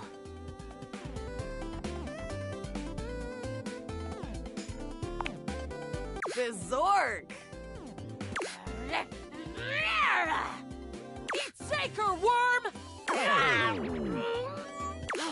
88 charges later, that's a whole lot of Scrouf carcasses. Nice haul. That ought to teach Celine and her goons. We're near the compound of the Upholders. They'll have assassin class Upholders, as well as surveillance class. We'll have to sneak our way in, and probably start dispatching them with utmost violence. You up for it?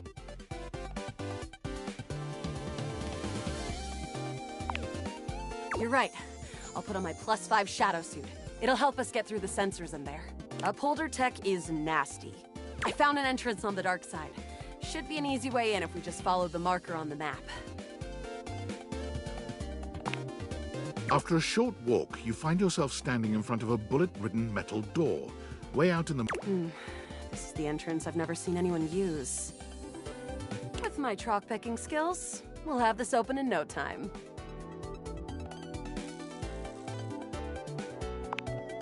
Luna picks the lock, allowing you to peer inside. You can see hallways filled with shining electronic doors off into the distance. Here we go. Upholder central inside. I'm seeing grunt class upholders, who shouldn't be too bad. There will be surveillance class 2, which can sound the alarm. It is. Very. How do you suggest we do this?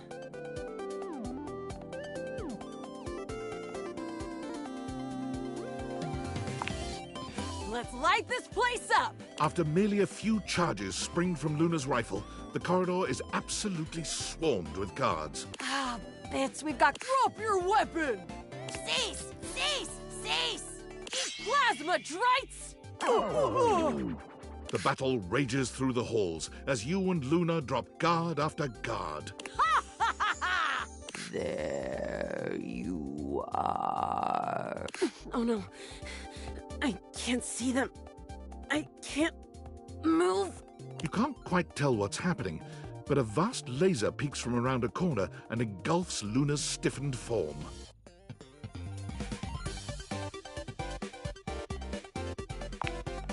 Bravely, you take Luna's frozen body and crash through the remainder of the hallway.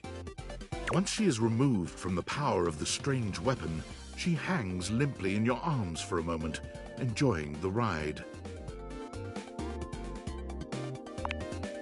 You run further through the maze-like compound and finally make it to an empty office. Krah. We lost a lot of gear there in the tryst of battle, but at least we still have enough health to get us through to the end. We're getting close. You want to press on, or should we take a crafting break?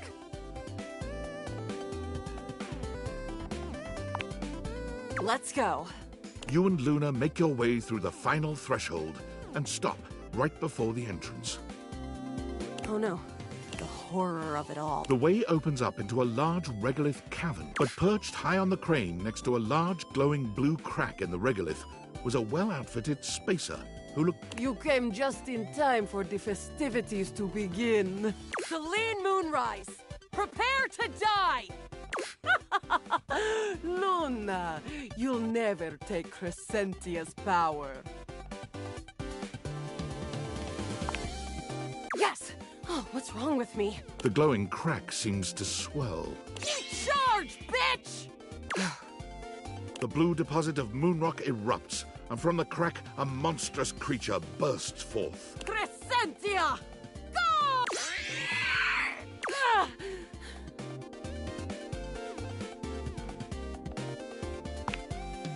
Ha! Easy! The battle is fierce, but ultimately Crescentia and Celine fall to the ground, presumably dead. Wow! Did that without even a single save. Great job, Yael. I couldn't have done it without you.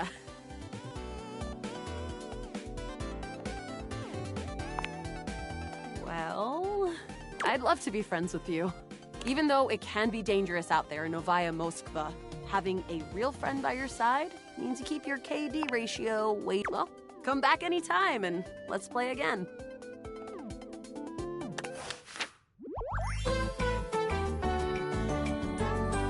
My friend. This time for good.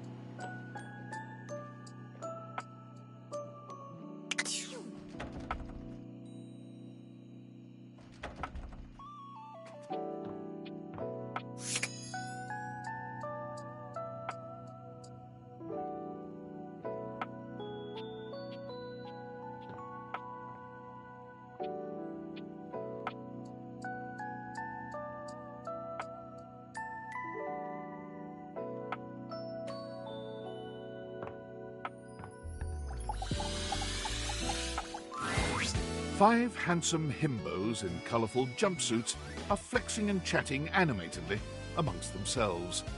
When they notice you, they begin to buzz with excitement, all speaking in rapid-fire sequence.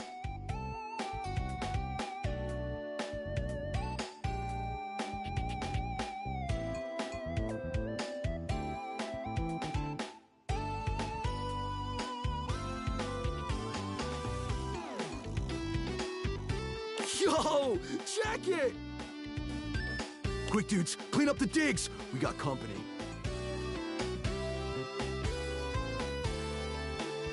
Some real fine company, if you know what I'm saying. How's it hanging, homie?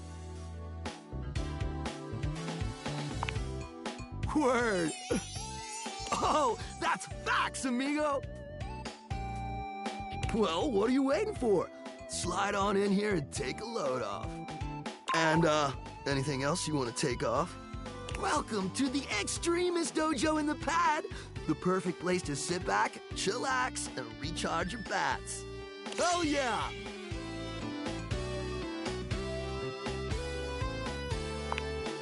Hell yeah, you're a snack, baby. Don't mind Hank number 3. His game is super cringe. Lucky embarrassing, Hank number 3. Right now, you're hanging with the wildest, dopest, gnarliest squad of bussin' athletes around, homie. The Hanks!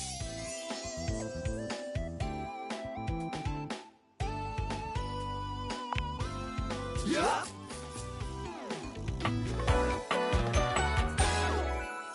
We're the Hanks!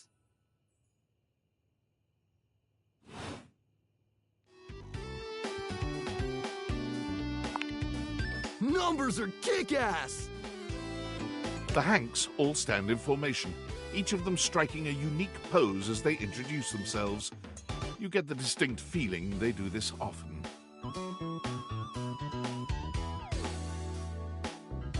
I'm Hank number 1. I'm Hank number 2. I'm Hank number 3. I'm Hank number 4. And I'm Hank number 5. We're the Hanks! Brought to you by Red Bull.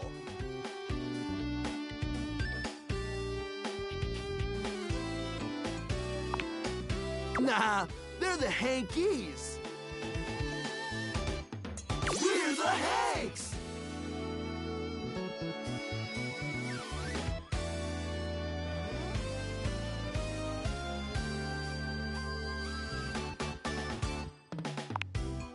Listening is maybe the most extreme sport there is. That's right, we're the wildest, most fearless, gnarliest squad of extreme We base jump, we lava board. If something's hot enough, we'll rock. We laugh in the face of danger, even though we've tasted the adrenaline of them all.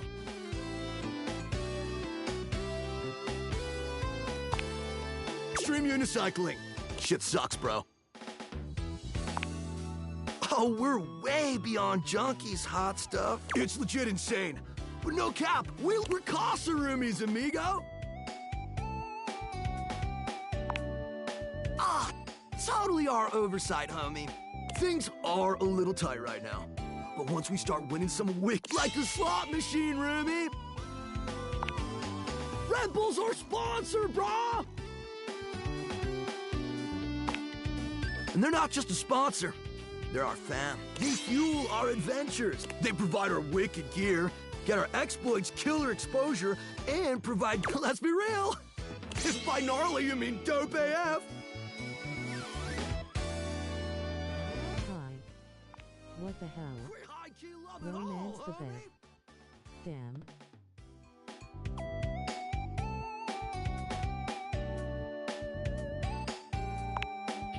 Yep, broski, you never know when a ripping thermal or base jump opportunity's gonna come your way. Yeah! It is! Speaking of which, we were just about to head out for a little hang glide. It's just like hang gliding, you know. The Hanks! What do you think? Wanna come? Get high key slaps, homie. You in?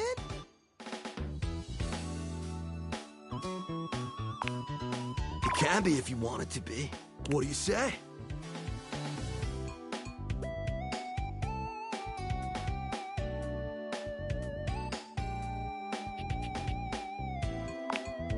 We'll teach you!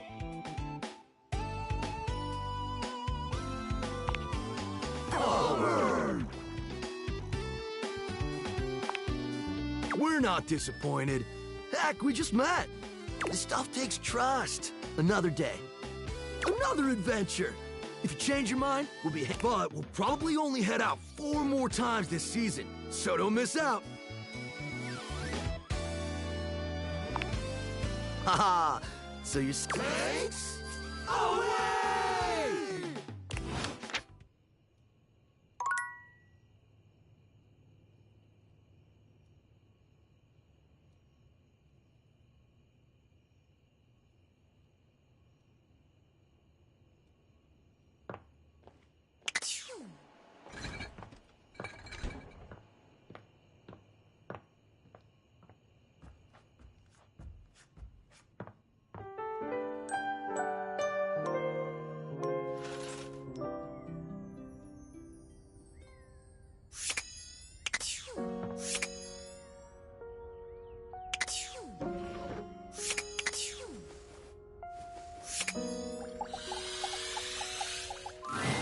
The stranger standing before you is dressed to kill. A sheer black catsuit, studded black manacles with pink fur trim, and a variety of brightly colored accessories drape their shoulders and frame their delicate features. Loneliness has been such a defining factor in your existence over the last few years, you've almost forgotten what it's like to be around others. You've certainly forgotten what it's like to be around someone like this. You almost feel as if you've stepped into a sex shop.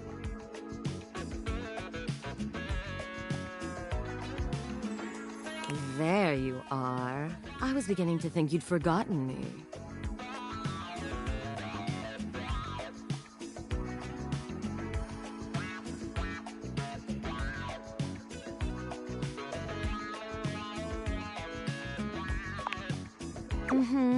Cute. I'm Benoit, your partner in pleasure.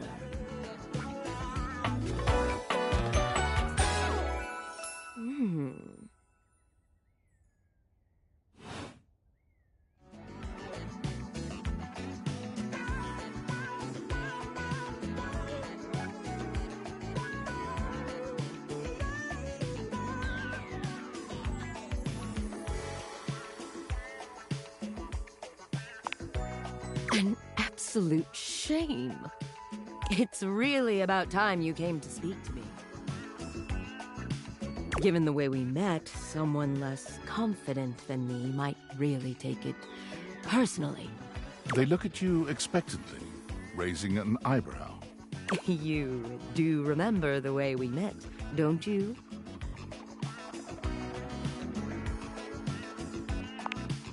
The words gag gift make their cool expression crack for just a moment. Ah, yes. There it is. Gag gift. They look absolutely disgusted. The only way to strip the word gag of all its appeal. Some friend of yours thought they were hilarious. You moved into this house and your friend brought you a big box. You opened it up to find... what else? A smaller box. You opened that to find another small box. And so on and so forth. So funny. Eventually, you got to the smallest box. And there I was. A bright-eyed virgin. Yours for the taking. Who'd have guessed you'd let me lie untouched all these years? But there's still time to rectify that. After all, you're here, I'm here, and I know you have nothing but time. So how about it? Me and you and mind-bending, earth-shattering pleasure?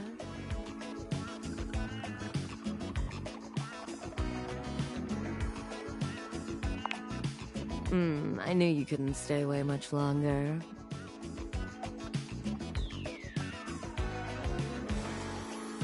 Come here. Benoit takes you by the hand, guiding you to lie down on your bed. What happens next is a blur of sensation. Benoit is everywhere at once, taking your hands and showing you just what to do to blow your own mind.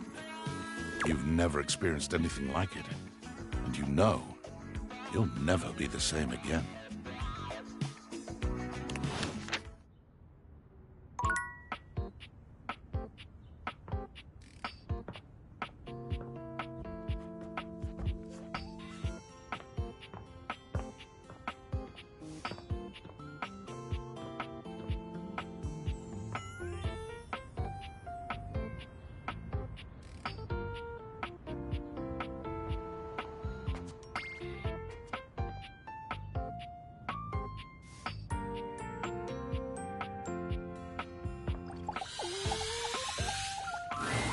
Harper and Dirk are screaming at each other once again. A sight and sound you're starting to get used to. Do you even hear yourself? Do you know what it does to me knowing you've been with other objects in this place? So what? That was before we ever got together. Oh, so you're saying it'd be totally fine with you if you had to fuck in a place where all my exes did? That is not the same thing! Besides, we both know you're cheating on me, so it's only fair. I wish I was cheating on you. At least then, it makes sense for you to scream at me all the time. Stop playing innocent! I know you're cheating with the Hanks, and there's way more, too! I'm not, but hey, maybe I'll start! Those guys all have one brain cell to share between them, and they're still smarter than you! Yeah, I have to be stupid to be with a loser like you! You can't even see when you're insulting yourself, you bird-brained bamboo bozo! Maybe I'll just get with the Hanks, too. See how you like it. I'd love that! I could get a little peace for once! Harper lets out a scream, her hands clenched into fists. She looks as if she wants to say something, but her face crumples into a sob, and she leaves the room, with Dirk slams his fist against the wall, seething in silence.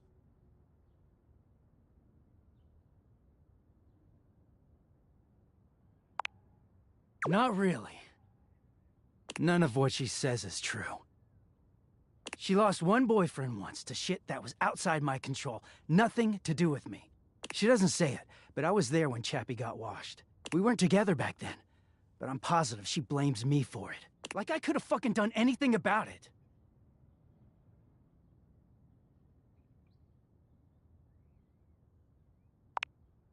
I could, yeah. Dirk leans against the wall, folding his arms over his chest. I wish those two happiness and whatever, but I knew it wasn't gonna last forever. Nothing that goes through Harper stays with her. Eventually you come along and take things back to their rightful place. Or they go through the laundry, and with the exception of Monique, most never come back. But no, she acted like they were so in love and just built to last. Well, yeah. The ghost of Chappie is hovering around us all the time. Chappie never hurt me. Chappie never cheated on me. Chappie's lips were the softest material on earth. You dated for weeks. You didn't even know his favorite color. I know, because I had to listen to their mind-numbing conversations. You know, Chappie wasn't even his real name. His name was Chapsworth L. Stick. She gave us rhyming nicknames. She thinks I have no idea what their relationship was like, but I saw it all. And she literally says and does the same things with me. Except she worshipped Chappie. She screams at me for not being Chappie, even though she just subbed me in.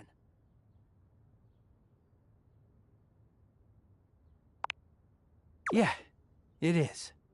Getting washed is the only way I can get away from Harper. And when I'm away, I just feel clear-headed. I always take her back because I don't know how to quit her. When I'm, you know, like this. She starts in on all that dirty shit. I don't know, I just don't have it in me to make her sad. Then things are good for a while, so good. Then I look at her wrong, or say the wrong thing, and she goes off on me. It's like she's just waiting for me to fuck up so she can unleash. This stuff with the Hanks, they're not even my type. I don't know where she gets it from.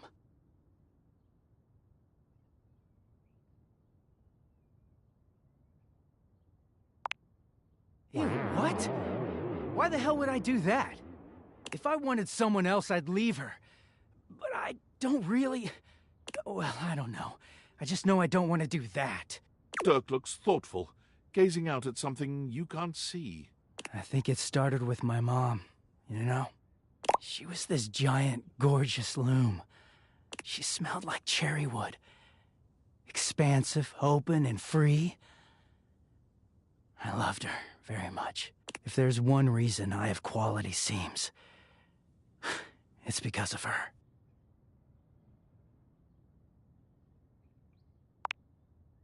She was. But free spirits aren't always great parents. Like, okay, I believe she loved me at the time.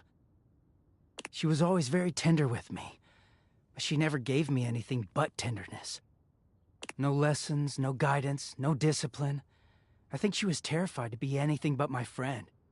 She just wanted to be fun mom. I don't actually talk about her much these days. Harper never cared to ask, and it pisses me off. I haven't seen her in years now. As far as I know, she's still out there creating fabric, and not caring about what happens to her kids after they've gone. I just hear about her occasionally from others like me.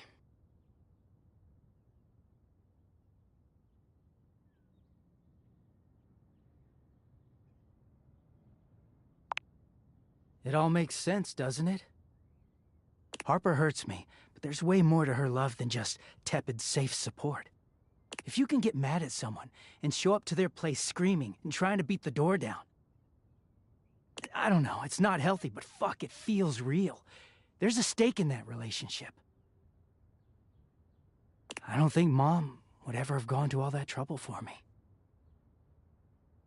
He sighs, pushing back away from the wall. Talking to you has definitely made me think about some things. I'm gonna go. Thanks for listening.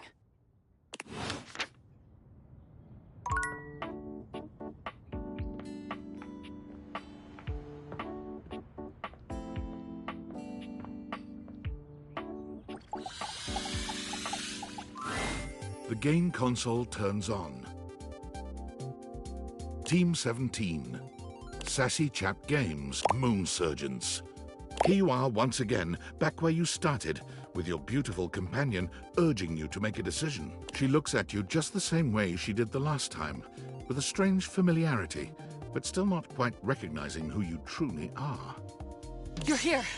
I didn't think you'd make it back.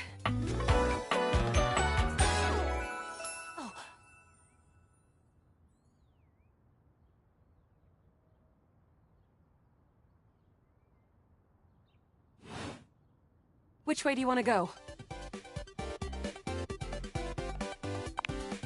Of course we've met. We've been about 17 hours into this quest line.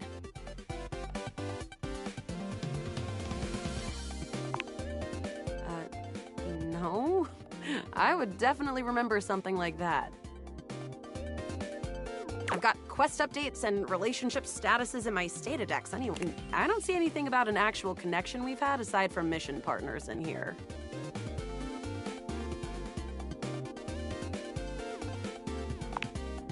All right. I'm familiar with the trope. When I was little, I thought up a secret password that only a timed password for me is Lincolnberries. Just give that to me next time you see me, and I promise I'll believe whatever crap you hash at me. Now let's get back to blasting.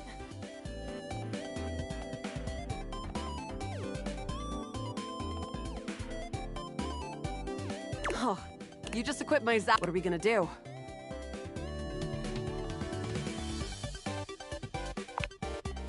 this Zork!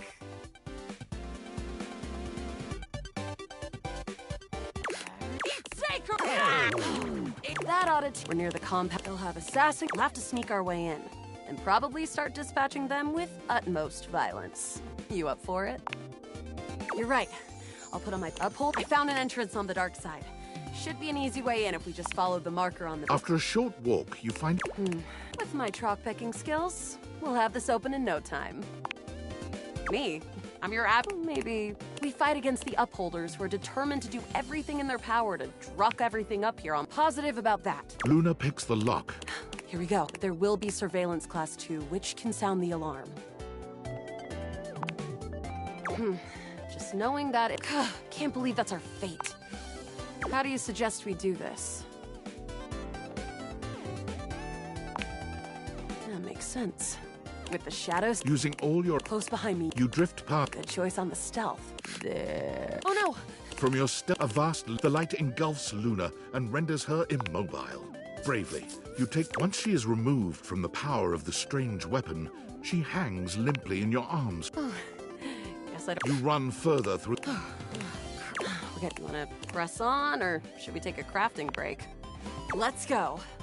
You and Luna make... Oh no, the way opens up into a... But perched high on the crane... You came just in time for the festivities to begin. Celine Moonrise, prepare to die! Luna, you'll never take Crescentia's power. Yes! Oh, what's... The glowing... The blue... Chris!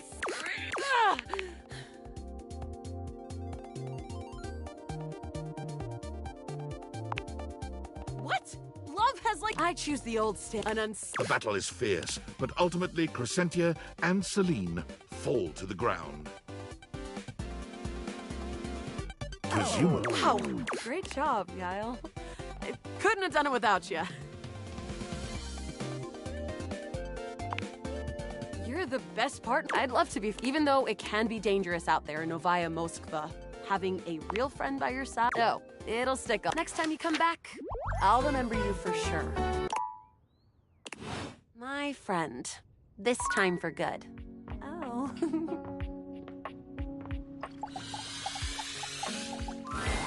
It takes you a moment to realize that there is not, in fact, a test of the emergency broadcast system standing in your living room. Though the colorful figure standing across from you, even before they speak, you can feel a... Yo!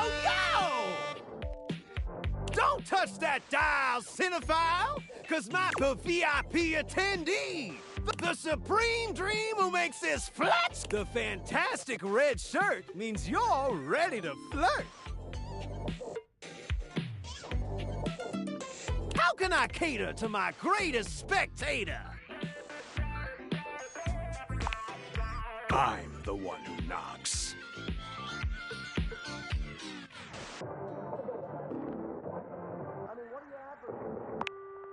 $1.21 gigawatts!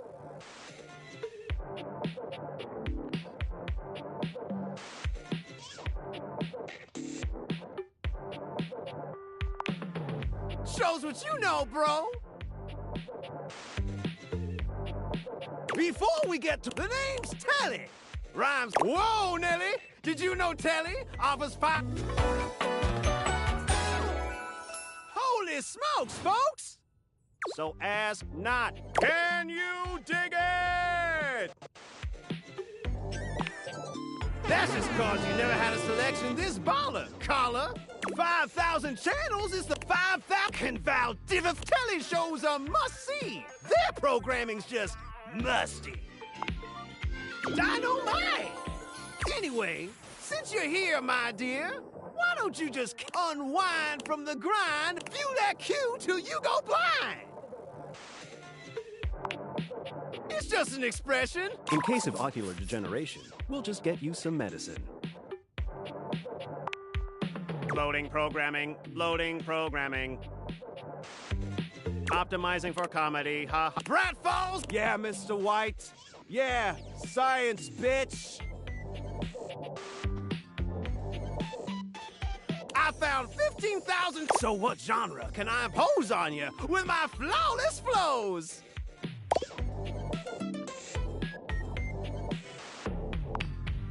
Makes sense, makes sense. Just, one more thing. Look, it's not because you prefer Valdiva flicks, right?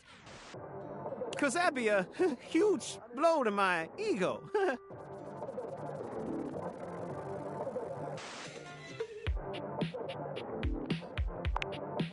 All good, all good. And if you swing by later, I'll be more than elated. Who knows? Maybe we could even watch something X-rated.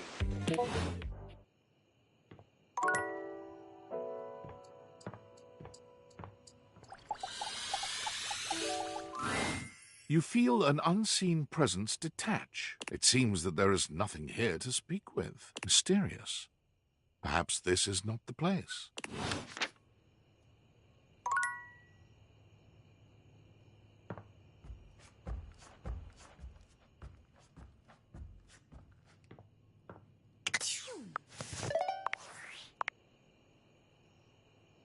Yo, I know it's been a sec since we talked, but I've been sitting here trying to work, and all I can think about is the fact that you're, like, dating your couch and your TV.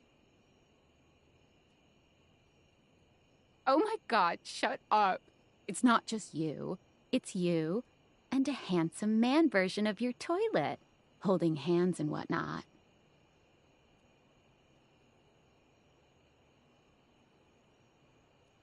Why do you sound unsure?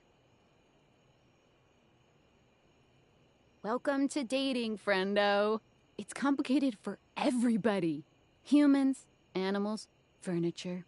Nobody likes dating. Okay, but honestly, like, can you just tell me what it's like?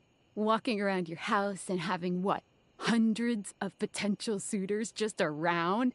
Like, you gotta feel, like, super eligible, right? Hey, you just gotta take it one date at a time. I just gotta know one thing. When you're out here dating your appliances, are you guys, you know...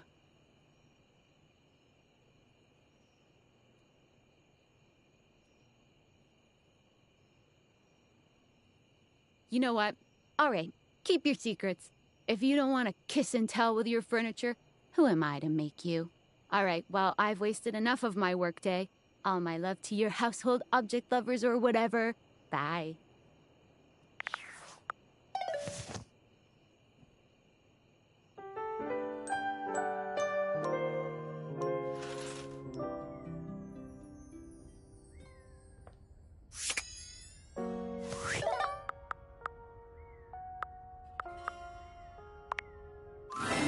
Hey there, oh great purchaser of DLC.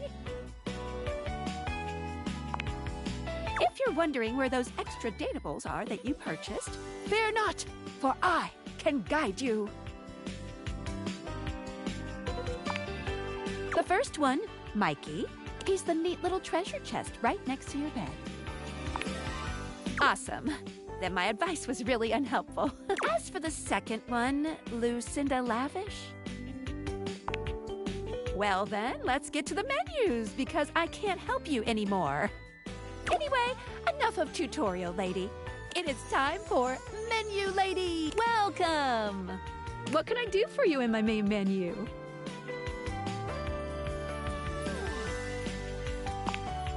Right this way.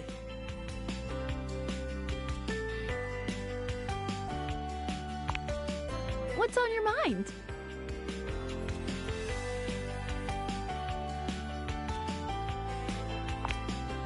Collectibles are delectable. Collectibles are the funny little images that appear as datables talk to you. What are you curious about? They help illustrate what's going on around you, sometimes for fun, sometimes because the datable gave you an item, or sometimes just for dramatic effect. Think of them as little progress trinkets. You can take a closer look at them in the data deck sorted by character. Any other collectibles questions?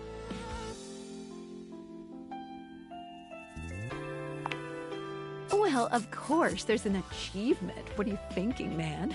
But honestly, I don't care very much if you find them all. They're just there to give a little extra flavor to everything. I'm here to help you forge new relationships. No, unfortunately, that's not possible. At a minimum, it would take 3 whole playthroughs to find them all. Fortunately, New Game Plus tracks your collectible collecting progress. Any other collectibles questions? Anything else you wanted to know about features? Good question. The easy answer is, as long as you are continuing to awaken objects, things will continue to move along in a positive direction. If you have other questions, I'm all ears.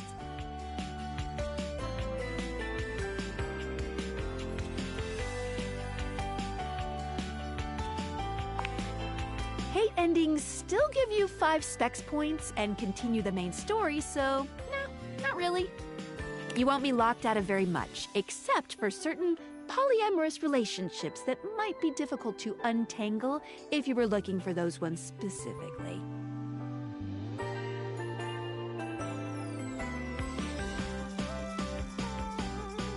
Just speak with everyone honestly, from the heart. You don't have to literally get everyone to be your lover, seriously, even though it makes me happy. If anything, getting something to hate you certainly does mean you spend less time talking with them, which is always good if you genuinely don't like them. Any other questions about what you should be doing? Anything else you wanted to know about features? Cool. What can I do for you in my main menu? Oh, let's. There's lots I can chat about. Me? Relationships? My favorite subject. What do you want to know? Not yet, but there's still. Just keep pressing on my buttons. Let's go back up. It's the chat menu. What do you need? Scooching. Anything else? Ooh, that fantastic red shirt is looking rather... Oh, yeah, I'll miss you.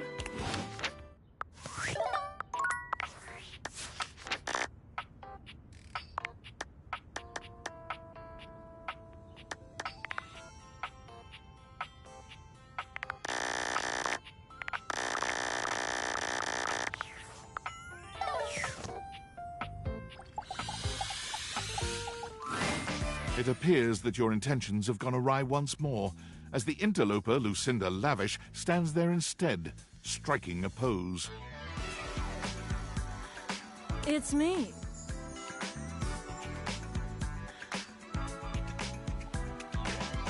I said I would return, and now I'm going to give you a choice. Thank goodness. Tell me, lover, how would you like to know me?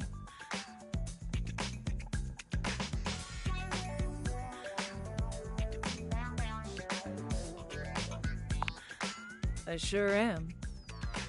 The very best. I'm Lucinda Leading Lady.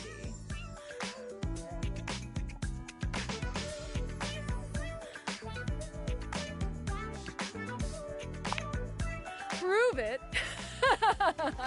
I'm proving it right now with my exceptional voice. But okay, I'll show you anyway, since I've got nothing better to do.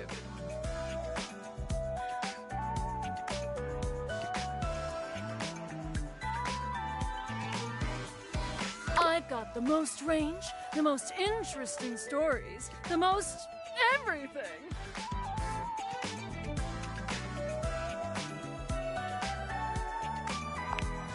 Everything.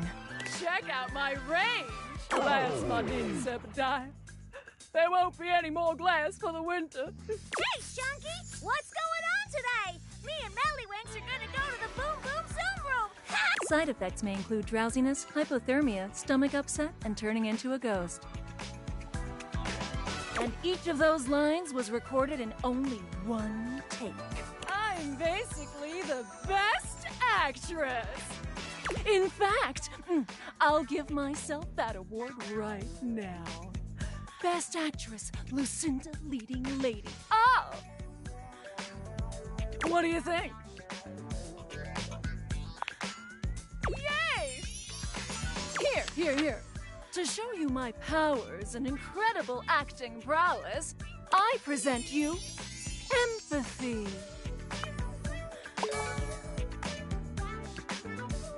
See you around, my biggest fan.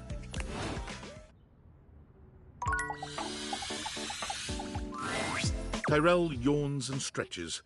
He looks as if he might have been napping. What time is it? Did I oversleep?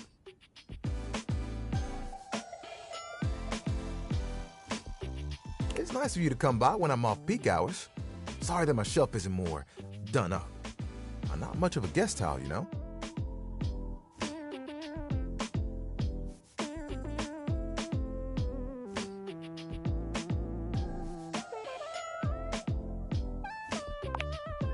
It can be kind of hard since I'm not the only one who resides here. Still, I'm content with using the time in here to think of ways to fold my fabric friend into new shapes.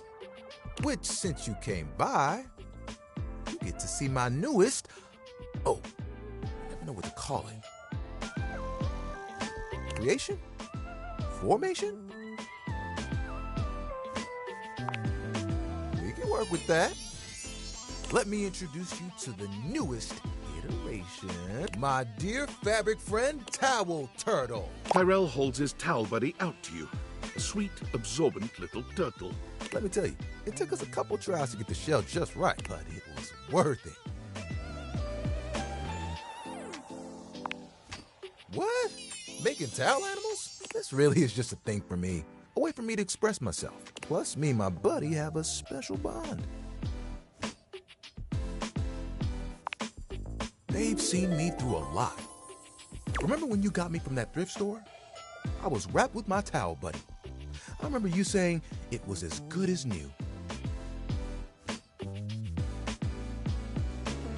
Well, let me tell you, I've seen some massive spills in my day. Did you know what pasta sauce can do to grout?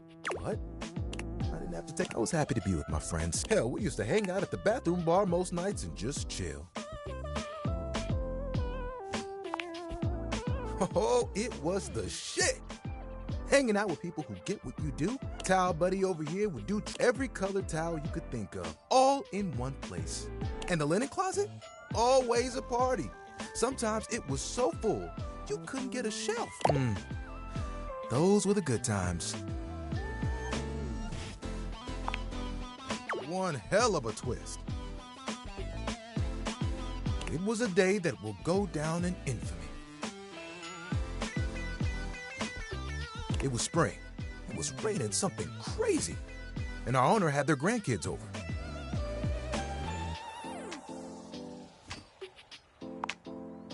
You guessed it.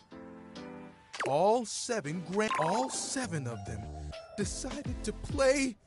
And when they came back in, they just started snatching my friends from the closet. Towel buddy and I just watched in horror. Oh, they took them all one by one, but me? I was on the bottom. I just saw it happen. I whispered to myself, "Those are some tough towels. They'll be fine."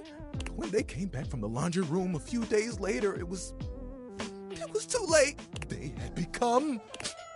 He pauses, as though... Rags. Rags! You've got to be stain resistant to stay in the game. That grape juice? You can't let it stick to you, but if you let mud stay on a towel for days, oh, it can be too much. I know that if Washford and Drysdale had been there, it would have been a different story. I could have saved a few of them before the stain got in too deep. The way they were treated was way too much for them. When the rest became rags, our old boss wanted a completely new set. He saw that I was still strong and decided to donate me. It is, though. It was a hell of a disaster. But I had my little buddy with me. We kept each other company. And I knew I would make it. I'm resilient. It's in my fibers. Can I see your hand? I've touched you all over. Just trust me. You extend your hand to Tyrell. When you touch me by my hand, what do you feel? That's okay. Concentrate. Feel the texture of soft but sturdy. I'm warm. You noticed, eh? And my little buddy here helps me channel all those bad things. All that to say, that's why they call me the You get it?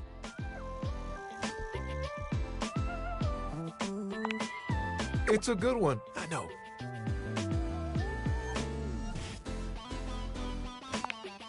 Well, you want to know a secret? Picture it. The music, the smell of sea salt and tyke to your right. One of those tall lifeguard stands as someone to your left. A couple that most, and there I am with you. Stretched out in one of 3 songs they know on the guitar.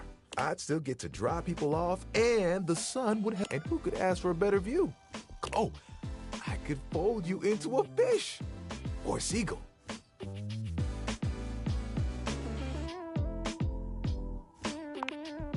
Well, yeah, when you're ready, it's a better place to go, right?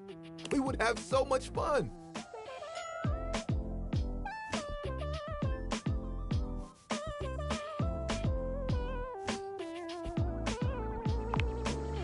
Oh, it isn't like it has to be right now or anything. Just, eventually, you know?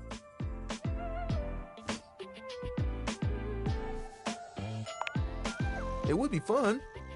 I didn't realize I do great work here, don't I? Sure, I can get annoyed with certain people singing in the shower all night. And sometimes the work can seem thankless. But you just reminded me that I'm made for this kind. And hell, I look good doing it. It is the spirit. I can forget that sometimes. You get so caught up in... I appreciate you for reminding me. You know what? I have an idea. Tyrell walks off for a few moments. When he returns, you notice the towel buddy he carries has a new shape. Right? Now Towel Buddy will help me remember how lucky I really am. Thanks for hearing me out. I haven't told that story to anyone. It's nice to be heard. I'm glad that you showed. I'm gonna go play with Towel Buddy.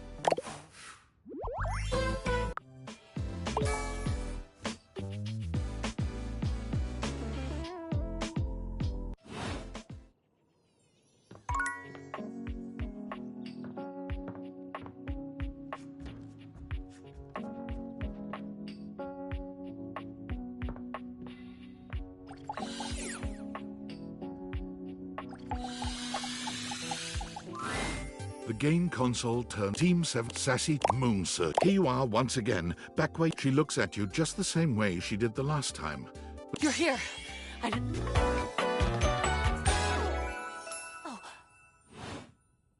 Which way do you want to go? Lincolnberries. Oh my dunes. We've got a timeline crisis here. Preparation came in handy. Come here. Let's find a place to hide from these scroufs while you Luna grabs at you, and you both wiggle through an open fence near some scattered... Just tell me where to go. That was where I planned on... Luna is shocked to see something near... That's a Krisny box. Right by the Essner transformer? Left behind by Krisny and Associates. These things can contain all sorts of good gear. Luna opens the box to find a pair of futuristic goggles, which float and... These are Mark II Xeno goggles. An incredible upgrade. I'm keeping these. Happy accidents, huh? I'm the only one who can wear them. You're already wearing some sort of Xeno tech on your slots. Looks kinda lovely, if I'm being honest.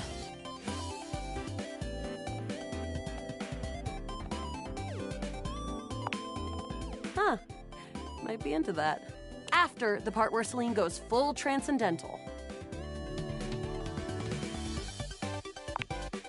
Now, let's get to the facility. After a short walk, you find yourself standing in front of a bullet-ridden metal door, way out in the middle of the cold... This is the entrance I've never seen anyone use. With my chalk-picking skills, we'll have this open in no time. Me? I'm your average, maybe We fight against the upholders who are determined to do everything in their power to druck everything up here on my... I always thought cute, but... Luna picks the lock, allowing you to... Here we go. There will be Surveillance Class 2, which can sound the alarm. Just knowing that isn't enough to help. Can't believe that's our fate. And leave myself open to getting killed? That tech is impressive, but not combat. How do you suggest we do this? Dating? Why would you do that? Do you have feelings for me? Interesting. See, I'm more familiar with reloading, looting, and corridors, personally. But we can try this dating. Luna strides boldly up to a nearby grunt. Hey, Grunt! Want a date? What? You, me, go out and watch a flick. Drive around. You are a cute... From the grunt's pocket, a voice barks. Grunt, what are you doing? Get her! Ah, bits, we've got... Except for the smitten grunt upholder, who to this day still holds a candle for Luna, the hallways are swarmed with guards. Cease! Cease! Plasma drites! The battle rages through the halls as you and Luna drop guard after guard. There. Oh no. You can't quite tell what's happening, but a vast laser peeks from around a corner. Bravely, you take Luna's frozen... Once she is removed from the power of the strange weapon, she hangs limply in your arms for a moment, enjoying the ride. Is this what dating gets you? Not too bad, I suppose. An assassin-level upholder. They've got Digitech to keep the only hard counter. Xeno goggles.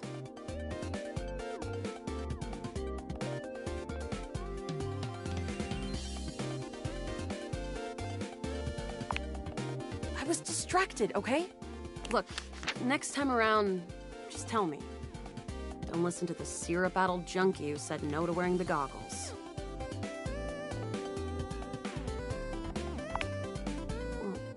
Yeah, I used to partake sometimes.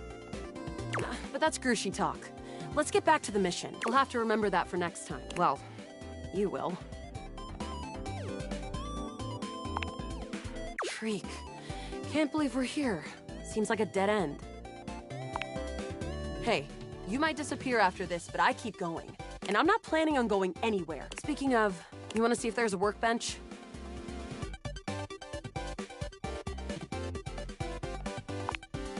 All right. We're getting close. You want to press on, or should we take a crafting break? We have a chance to use what's left in our inventory to make something that will help us in the final battle. All right, we can craft something really special. This thing can take anything we've got and transform it into anything we don't. Compliments?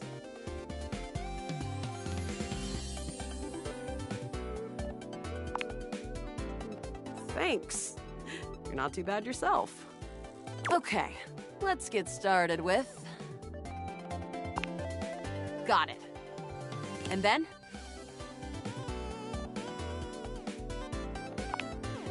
Got it. And then? Got it. And then?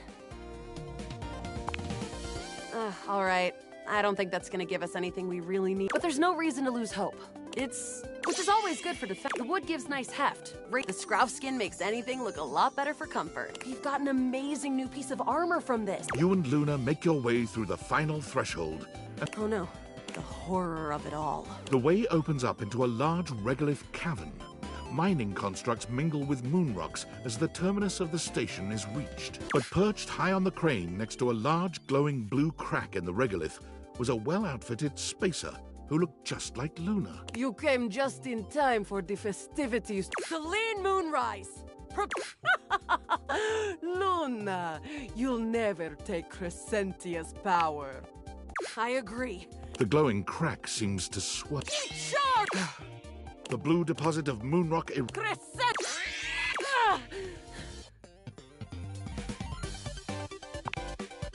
Take this! Luna throws an elemental grenade. Thanks to your crafting, Luna is able to withstand. The battle is fierce, but ultimately Crescentia, presumably dead. Wow! Did that without even a single save. Great job, Guile. I couldn't have done it without you.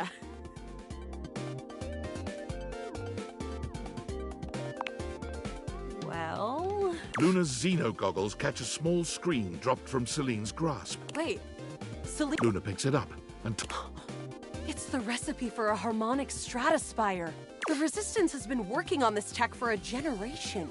It's a way to take fractured timelines and concentrate the differences in power into a deadly beam. That beam can erase a crack in the continuum for good.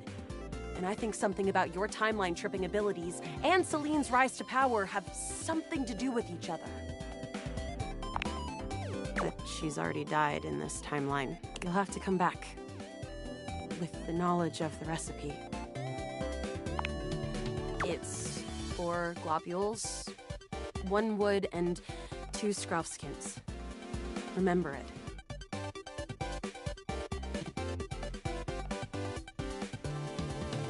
Remember me. Luna is already beginning to fade away. Thank you. Thank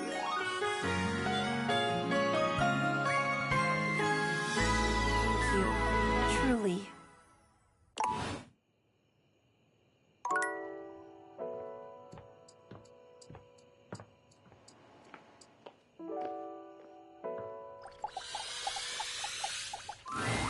Harper and Dirk are, once again, arguing loudly. This time, however, they stop as soon as they see you walk up. You! You! Tell Durkee he's wrong. Tell Harper she's wrong! How am I wrong?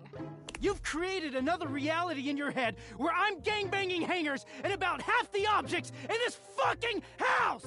That is reality!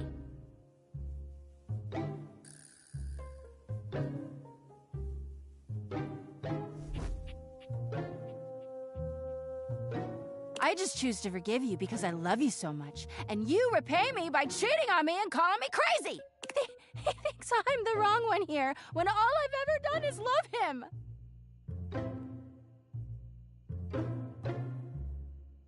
That isn't love! Tell him! Tell her!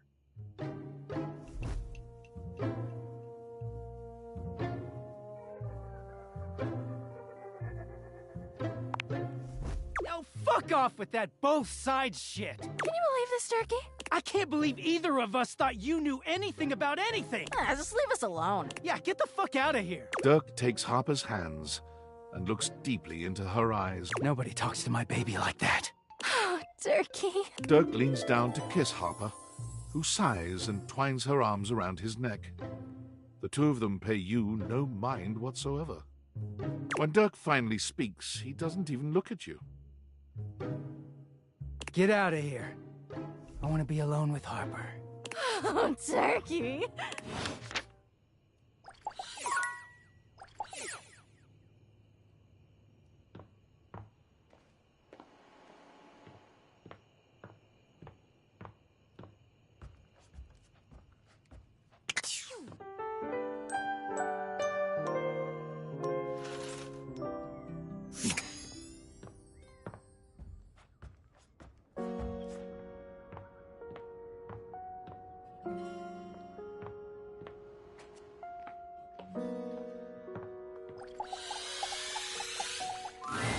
There's no yelling when you enter the laundry room today, but the tension is the thickest it's ever been. Harper and Dirk stand facing away from each other.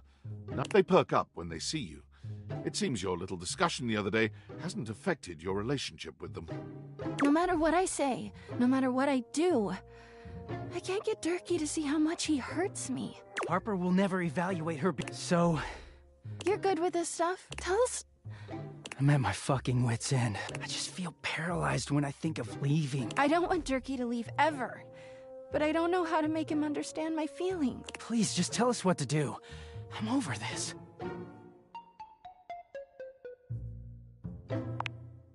Toxic? Come on, Harper. Remember how it was for you with Chappie? You guys never fought like we do. Oh, yeah, but... I saw everything back then. It was easy for you two.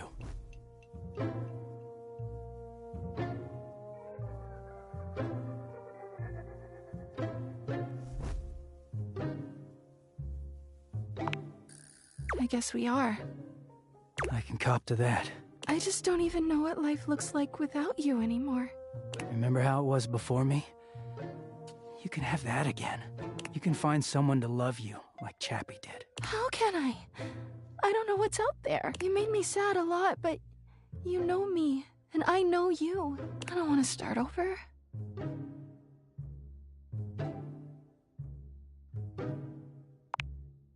Single? I'm just so scared to lose Sturkey the way I lost Chappie. I just wanted to hold on to him. You never trusted me, even in the beginning. It took one wash cycle for you to freak out at me. I didn't even know what to do with it, and it made it all worse.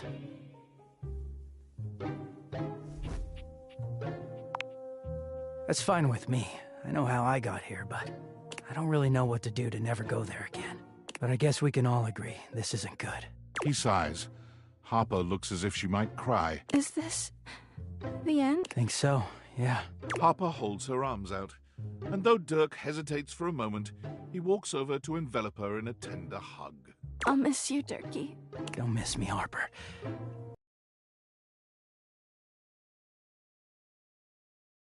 Linger for a few moments, and then they part slowly, both turning to look at you. Hey, thanks for everything. We were so deep into this, we couldn't confront the truth on our own. I needed someone else to tell me it's okay to let go. I'm scared too, but I'm gonna go see Washford in Drysdale. I wish you well, Harper. I really do. You too, Dirkie. Dirk. Dirk gives each of you a nod, and then he walks off in the direction of the washer and dryer. Harper turns away, a tear sliding down her cheek. God, I can't look. She turns to you instead, with a warmth in her eyes. You know, you've really been there for me. Now that Dirk's gone, I never realized just how weighed down he made me feel. But you come and go on your own all the time.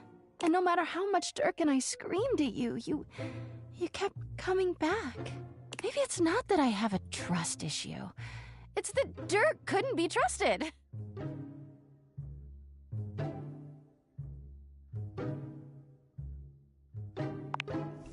She rolls her eyes at you. All right, fine. I'll see someone about it. But I don't want to talk about that. I want to talk about you and me. I've only known you a short while now, but you remind me of Chappie. With Chappie, it was right immediately, and you... It's just been so easy with you. You've seen me at my worst, and you keep coming back. I know it's a little fast, but I believe that when you know, you know. Please, tell me you'll stick around. I want to be with you.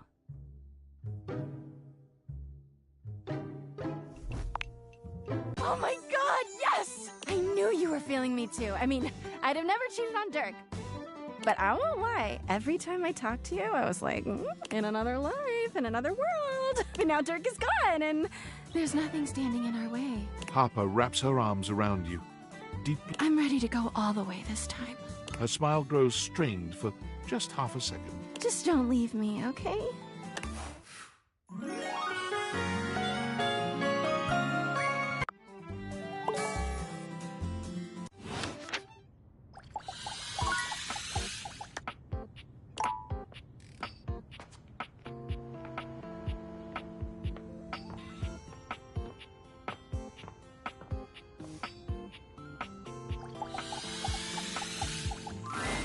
The game console turns on. Team Sat Moon. Here you are once again. She looks at you just the same. You're here. I didn't... Oh, which way do you want to go? Lincolnberries. Oh, my dear. We've got a timeline crisis here.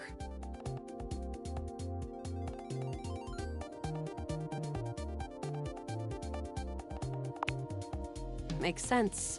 Maybe a million times. Oh, so not too bad.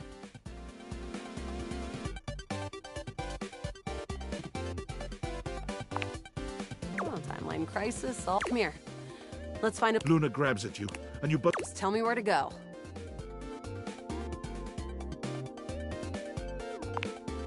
Oh. There's a christening box with Xeno goggle. Huh. Rules? You're... Okay. Then what?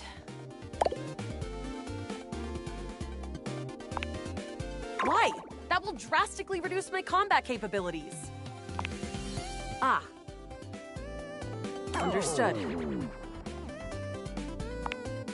So? True. This specificity is... This advice sounds like something I would come up with myself. Luna puts on... I can see so many more wavelengths. And you're right. There's an assassin class about 7 Bezos away. We can get the drop on him.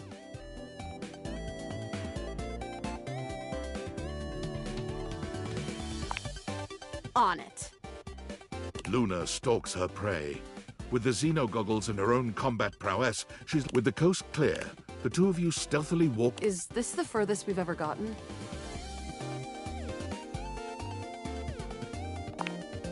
Sprats. Thought for sure that was some new rift being created in the timeline. Right now, we've got a chance to get ready before the battle against Celine. There's a workshop table here and we can get crafting, or go straight to the final battle.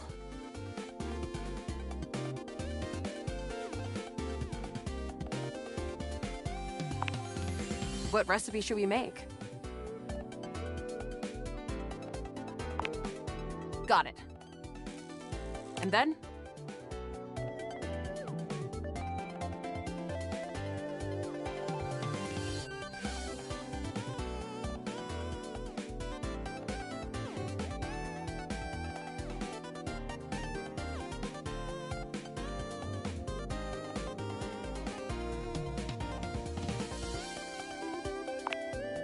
Got it.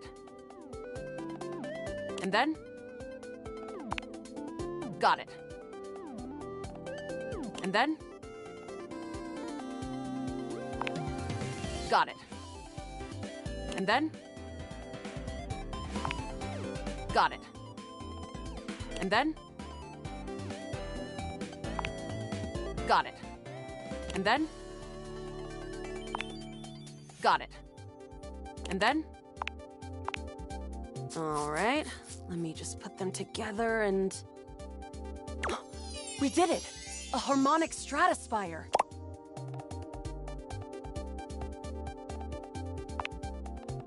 Don't forget the Scrouf skins! Here we go. As you step into the terminus of the compound, you can already feel a difference. I knew you'd be coming here. For what reason? Ever seen one of these? Luna holds... How? You messed with temporal energy and trapped thinking that I would never be able to get the one thing to stop it because you didn't count on one... What?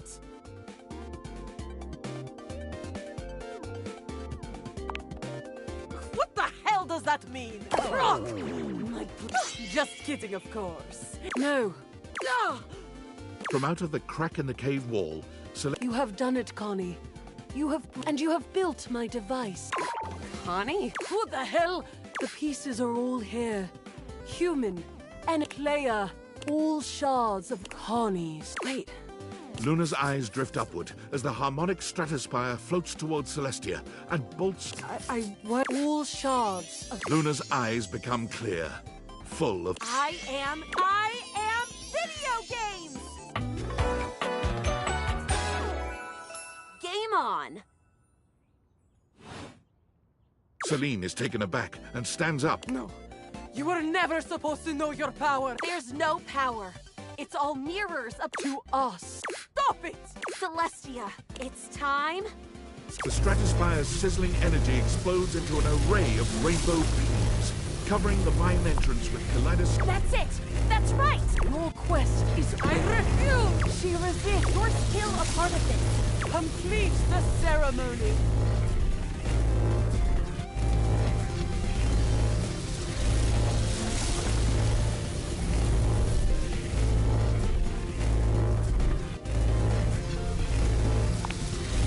Stratospire's shuddering reaches and with one final gasp explodes into a dizzying array of... Congratulations! You saw every part of me, human.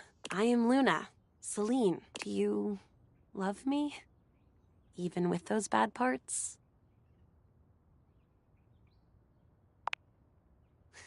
You're right. Thank you. Hopefully you'll be my player forever. I won't forget you.